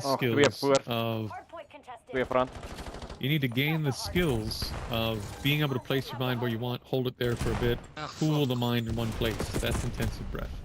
You need to be able to pull the mind in rapidly when you want to pull it in. That's also intensive breath. Next, body scanning to make the mind extremely calm, to get rid of huge amounts of mental content that doesn't need to be there. Body scanning. Then, you need to start discovering what you are as a being, while also fixing the next set of problems that you have training in concentration. So that's meditating on the 5 external senses. You're going to learn what your senses are, what your minds are from direct experience. The five things that allow you to experience absolutely everything else in the world. Then the only thing left is consciousness, and once the 5 external senses are more tame, you can grab the bandwidth and start to pull it into the main mind and observe mental content much more easily, much more stable than if these are running around and you're trying to observe mental content at the same time. It's chaos, right? But if these are stable and you're able to pull in some of the bandwidth, now you can just kind of watch mental content and there's not as much pressure pulling the mind out into the senses. So it's a flow chart of skills, and you move along at the pace that you actually have the skills. If you don't have the skill to do this one, then do this one. If you don't have the skill to do this one, do that one. And that will change day by day because we live in the real world. Some days, because of whatever reason, you'll be able to go through this to consciousness very easily after 3 or 4 years of practice in the techniques, at least the way that I teach them. Some days, intensive breath will be difficult. And you'll need to do like 3 sessions of intensive breath before you can do anything else, because your cat just got hit by a car, or you just got a raise at work. So your mind is too distracted because things are great, or it's too distracted because things are terrible, and you can't get your mind to even pull in to do the basic practice. So you have to just railroad your mind basically until your mind is doing what it should be doing. And then once it's doing what it should be doing, some body scanning to make it calm. And then, so now you have a toolkit after 3 or 4 years of practice. You have a toolkit you can use to deal with whatever's actually coming up in real life when you're training. And then there's rumination, right? Which I've said before, What are you Always ruminating one shot, on? one What shot, are you one using up. that skill to develop? Hopefully, Somewhere along the way, you're getting into a lineage, and the topics for rumination, like loving kindness and Lumbrim, topics like we were talking about earlier today, Done. and all these subjects for mind training and blah blah blah. Wait. Is stuff you would be ruminating on. What are you attacking with those ruminations? Come back. You're attacking whatever your big problem actually is. So if you're an arrogant prick, then you attack arrogance and you become humble. If you're like unbelievably lusty, Ik heb hele game daar fucking marshmallows geskieten.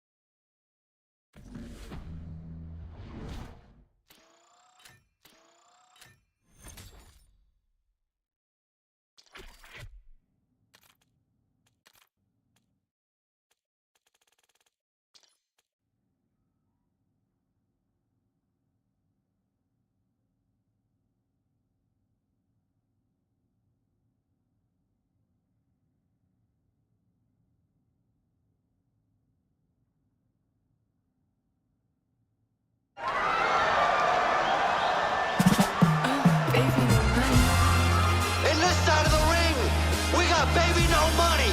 5'10", 215 pounds of pure goddamn muscle. Show 'em what you got, baby. Come on. Tryna tell me I ain't him, like tryna